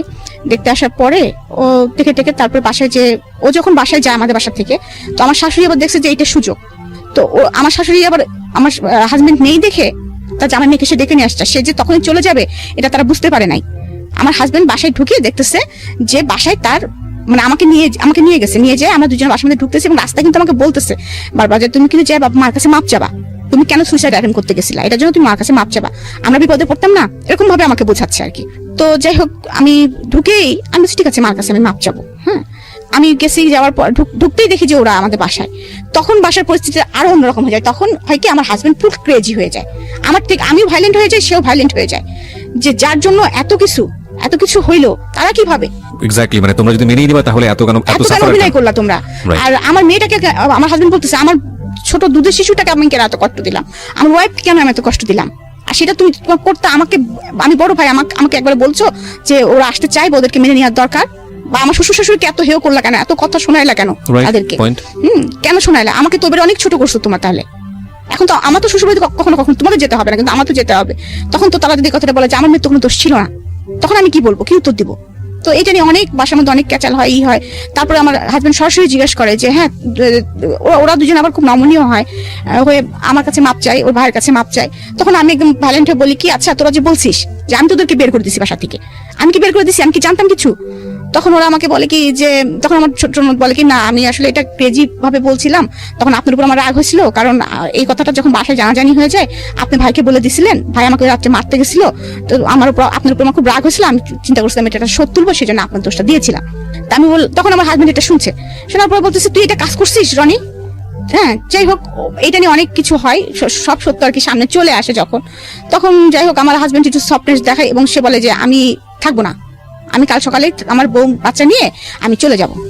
তখন আমার শ্বশুর খুব আপসেট হয়ে পড়ে, কারণ কুষ্টিয়া শহরে তাদেরকেও সবাই চেনে, আমাদেরকেও সবাই চেনে, সবাই জানে যে তার একটাই ছেলে বেটার বউ আলাদা থাকে, হ্যাঁ আলাদা বাসা ভাড়া করে থাকে, এটা একটা খুব খারাপ দেখা যাবে। এরকম একটা করে তারপর অনেক বোঝানো শোনানোর পরে যাই হোক আমরা আবার ওই বাসাতেই স্টে করি। আমার হাজবেন্ডের তখন আবার পোস্টিং হয়ে যায় চুয়াডাঙ্গা। তো এরকম চলতেছে, ওদের সাথে ওরা আসে যায় কত করে, আমার ছোট ওদের সাথে আমি কথা বলতাম, আমার ভাইয়ের সঙ্গে কথা বলতাম না। কারণ আমার থিওরিটা এটা যে ও তোমার রক্তের না, ও আমার একটা ক্ষতি করতে পারে, তুমি তো আমার ভাই ছিলা, তুমি ফুফাতো ভাই হওয়ার যাই হও, তুমি তো আমার ভাই ছিলা, তুমি তো আমার এত বড় ক্ষতি করতে পারো না, তোমার সাথে আমি কথা জীবনেও বলবো না, আর তারপরে তুমি আমার বড় ভাই। তো যাই হোক মাস্টার্স করেছি, মাস্টার্স পরীক্ষা চলছে আমার। পরীক্ষা দিয়ে আমার মনে হয় যে আমার 11 তারিখে বাচ্চা হল না, আমার বাচ্চা হয়েছে 16 তারিখে, আর আমার মাস্টার্স পরীক্ষা শেষ হচ্ছে 11 তারিখে। মানে আমি ওইরকম অবস্থায় আমি পরীক্ষা দিয়েছি আর কি। তো আমার বাচ্চাটা পেটের মধ্যে খুব অসুস্থ হয়ে যায়, কারণ আমি 4 ঘন্টা বসে পরীক্ষা দিতাম। বাচ্চাটার মুভমেন্ট খুব কম হতো, মুভমেন্ট হতো না। তবে তারপরে আমার 16 তারিখে সিজারিন করে বেবিটা হয়। তো এর মধ্যে আমার বড় ভাই কিন্তু এর মধ্যে বাইরে চলে গেছে অলরেডি। হ্যাঁ, এবং সে তাকে বিয়ে দেওয়া হয়েছে খুব আনুষ্ঠানিকতার ভিতরে। হ্যাঁ, তো সে বাংলাদেশে এসেছে। সে একদিন আমার শ্বশুর বাড়ি এসে আবদার করে যে মামা আমি আমার বোনকে নিয়ে যেতে চাই, এক রাত আমার সাথে থাকবে। হ্যাঁ, তো এই কথা বলার পরে তখন হচ্ছে আপনার আমার শাশুড়ি বলে, শাশুড়ি আমাকে যেতে দিবে না, বাসায় অনেক কাজ, ঈদের পরের দিন আমার সব ননদরা আসবে, সে আমাকে যেতে দিবে না। তখন সে বলে কি যে তাহলে নিয়ে গেলে একবারে নিয়ে যাও। তো এই কথাটা আমার ভাইয়ের তখন লাগে খুব। এতদিন তো আমার ভাই কোনোদিন ইন্টারফেয়ার করেনি, এতদিন তো বাবাই সব টেক কেয়ার করছে, এখন তো মোটামুটি সে একটা পর্যায়ে আসছে। তারপরেও আগেও সে বলেছে যে সে কখনোই রাজি ছিল না আমাকে সংসার করতে দেওয়ার জন্য। সে সবসময় বলতো আমি রিক্সা চালাই খাবো, কিন্তু আমার বোন আমি দিব না, এরকম কথা সবসময় সে বলতো। তারপর যাই হোক সে মনে মনে একটা প্ল্যান করে ফেলে, সেটা বাবা মাকে বলে না, কারণ জানে বাবা মা বললেও হয়তো রাজি হবে না, আর আমার হাজবেন্ডকে বললেও রাজি হবে না। সে আমাকে বেড়াতে নিয়ে আসার নাম করে ঢাকায় নিয়ে আসে। তখন অলরেডি ঢাকায় আমাদের একটা বাড়ি কেনা আছে, সেটা হচ্ছে সেগুন বাগিচে। আমার ছোট ভাই স্টুডেন্ট ভার্সিটিতে পড়ে, ও হচ্ছে ওই বাসাতে থাকতো। মাঝে মাঝে বাবা মা আসতো, ওকে একটা কাজের ছেলে ছিল, রান্না বাড়া করে দিত এরকম। তো ও আমাকে নিয়ে আসার পরে বলে যে আমি মার্কেটিং, সবাইকে বলে যে আমি চলে যাবো মার্কেটিং করার দরকার, তো রিমাকে এই জন্য নিয়ে যাচ্ছি আমার 2 বাচ্চা সহকারে। আমিও জানি না ভাইয়া, আমি জানি যে মার্কেটিং করতে ঢাকায় আসতেছি। তো ভাইয়া এসে তারপরে বাবা মাকে আবার ফোন দেয় যে বাবা আমরা মার্কেটিং করবো, তো রিমার বাবু 2টা দেখবে কে, তোমরা দুজনে আসো দেখাশোনা করো, আমরা একটু মার্কেটিং করে বেড়াই। আব্বু আম্মু গাড়ি নিয়ে আসে আর কি, বাবা অফিস থেকে মানে শুক্র শনিতে এমনি ছুটি। তো আসার পরে তারপরে একদিন রাত্রেবেলা ফ্যামিলি মিটিং বসে, তখন ভাইয়া একদম সম্পূর্ণ বলে যে বাবা আপনি যা দেখতেছেন, যা সহ্য করছেন, এটা আমি সহ্য করতে পারবো না। এখন আপনি আমাকে খারাপ বললে বলেন, আমি অনেক নরম মানুষ, ভালো বললে বলেন, আপনি যা খুশি আপনি তাই বলেন, কিন্তু আমি যেটা এসে মানে দেখতেছি সেটা আমার অসম্ভব আমার পক্ষে দেখা। সেটা হচ্ছে আমার কাছে আমার বোনের শ্বশুর বাড়ি যে মনে হয়েছে যে ওয়ান কাইন্ড সে হচ্ছে কাজের বুয়া। এটা আপনার আপন ভাই বলছে? হ্যাঁ, ওয়ান কাইন্ড কাজের বুয়া। আর আমার বড় মেয়েটার রেজাল্ট ভালো ছিল না, কখনোই ভালো রেজাল্ট করতে পারতো না সে, মানে ওরকম মারধর খেত, সেই উল্টা পাল্টা ছিল, মানে ও যেন কেমন ছিল একটু আর কি। যাই হোক তখন বলতেছে, আর আমি দেখতেছি যে যেভাবে উপর থেকে দোতলা বাসা ছিল, যতবারই কোনো গেস্ট আসে আমার ভাগ্নি আসে গেট খুলতে, ওই ক্রসিকেবল গেটটা খুলতে আসে আমার ভাগ্নি। তার মানে ওরা দুজনা ওই বাড়ির কাজের বুয়া। আর আমার ছোট ভাগ্নিটার অবস্থা হবে আর কদিন পরে ওইটাই। আমি এটা মেনে নিতে পারছি না। আমার একটা বোন, তার বাচ্চারা, ওর জীবনটা যেরকম হয়েছে ওর বাচ্চা 2টার জীবন সেরকম হবে, এটা আমি মেনে নিতে পারছি না। আপনারা আমাকে বকলে বকেন, ভালোবাসলে বাসেন। আমি এক্ষুনি তার হাজবেন্ডের কাছে ফোন দিব, সোজা কথা ফোন দিয়ে বলবো, সে যদি তার কাছে আমার বোনকে রাখবে, আর যদি না রাখে আমি আমার বোনকে চালাবো, সম্পর্কের দরকার নাই, ডিভোর্সেরও দরকার নাই। ফাইন। কখন জানি কি হয় এরকম একটা দোলাচল অবস্থা, এবং আমাদের প্রেডিকশনের জায়গাগুলো এখন পর্যন্ত নট প্রুফ। আমি সবসময় একটা কথা বলি যে জীবন গল্পে আপনি কোনো বাকি আসলে অনুমান করতে পারবেন না এরপরের বাকি গিয়ে কি ওয়েট করছে আপনার জন্য। লাস্ট 2টা গল্প যদি বলি যে এই ধরনের গল্পের গোড়াপত্তন হয়েছিল আবিদা সুলতানার হাত ধরে। আবিদা সুলতানা এই যাবৎকালের জীবন গল্পের, ঢাকা এফএম এর জীবন গল্পের সবচাইতে পপুলার বলবো, মানে সবচাইতে মানুষের বেশি শোনা গল্পের মধ্যে একটি, এবং ইউটিউবে সেটার ভিউ প্রায় 2 মিলিয়নের কাছাকাছি। তো আবিদা সুলতানার পরে আমরা বেশ কয়েকটা এপিসোড, মানে গত 2 থেকে 3টা এপিসোড আগে আরেকজনের যে খেয়ালির যে জীবন গল্পটা, খেয়ালি এবং আবিদা সুলতানের জীবন গল্পের মধ্যে অদ্ভুত কিছু মিল আছে। এবং এরই ধারাবাহিকতায় আজকের যেই রিমার যে জীবনের গল্প, সেখানে হয়তো অনেকেই মনে করেছিলেন বা করছেন এখনো, যেহেতু আমরা শেষ পর্যায়ে আসিনি, যে রিমার জীবন গল্পটা ঠিক সেরকম না। শুধু নাটুকুই বললাম, রিমা আমরা যেখানটা ছিলাম। তো আমার বাবার তখন কিছু ভাইয়ের উপরে বলতে পারে না, মানে সেও ততদিনে আসলে বুঝে গেছে আসলে যে এখানে আসলে রাইট কি অনরাইট কি। আর কথা হচ্ছে যে বাবা সারা জীবন মান সম্মানই দেখলা, সারা জীবন তুমি মান সম্মানই দেখলা, কিন্তু কষ্টটা দেখছো না। আমাদের একটা বোন যে এত কিনা আল্লাহ দিয়ে, এবং তার 2টা বাচ্চা আল্লাহ দিয়েছে, এবং সেই 2টা ভাগ্য এরকম হতে যাচ্ছে শুধু তোমার মান সম্মানের জন্য, আর কোনো কিছু না। আমাদের অর্থনৈতিক কোনো সমস্যা নাই, আমাদের পারিবারিক কোনো সমস্যা নাই। কি হয়েছে, ডিভোর্স হবে না, দরকার হলে ওর মতো থাকবে, বাচ্চা 2টা নিয়ে থাকবে। ডিভোর্সই তো শেষ কথা না, মানুষ তো এইভাবে বাচ্চা নিয়ে বাঁচে। সেই ছেলে যদি বিয়ে করতে চায় করুক, আমার বোন তাকে ডিভোর্স দিবে না। তোমার তো দুর্নাম হচ্ছে না, কিন্তু তার লাইফটা তুমি এরকম করে নষ্ট করে কেন দিচ্ছ? তার সাথে তার 2টা বাচ্চার লাইফ তুমি নষ্ট করে দিচ্ছ। বাবাকে অনেক বোঝাই, এবং মা তো একদম খুবই রাজি। মা তো অনেকদিন থেকে ফিল করতেছে আমার কষ্টটা আসলে। তো তখন আমার শুরু হলো নতুন জীবন। আমি তো ভয়ে আর শ্বশুর বাড়িতেও যোগাযোগ করতে পারতেছি না। আর এদিকে আমার ভাই তো ফোন করে আমার হাজবেন্ডকে বলছে যে আমার ভাগ্নিদের অলরেডি সে স্কুলে ভর্তি করে দিয়েছে, লিটল ফ্লাওয়ার স্কুলে ভর্তি, দুজনকে, একজনকে নার্সারিতে আর একজনকে ক্লাস 2-তে ভর্তি করে দিয়েছে। আর এদিকে আমার হাজবেন্ডকে বলেছে যে তুমি যদি, আগে থেকে জিজ্ঞাসা করেছো অবশ্য ফোন করে, যে তুমি যদি তোমার সঙ্গে রাখো আমাদের নো অবজেকশন, কিন্তু তোমার সঙ্গে যদি না রাখো আমার বোন তোমাদের বাড়িতে আর থাকবে না। আচ্ছা, ও ঢাকায় থাকবে এখন থেকে ওর বাচ্চা নিয়ে। তো এই কথা বলার পরে আমার, তুমি কি মতামত দিচ্ছ? তুমি যদি নাও তাহলে আমাদের কোনো কথা নেই। আমার হাজবেন্ড বলে যে সাতক্ষীরার অবস্থা ভালো না, সাতক্ষীরা নোনা এলাকা, আমার বাচ্চা দুটো অসুস্থ হয়ে যাবে, এই মা এসে এখানে শুট করতে পারবে না, আর এখানে অনেক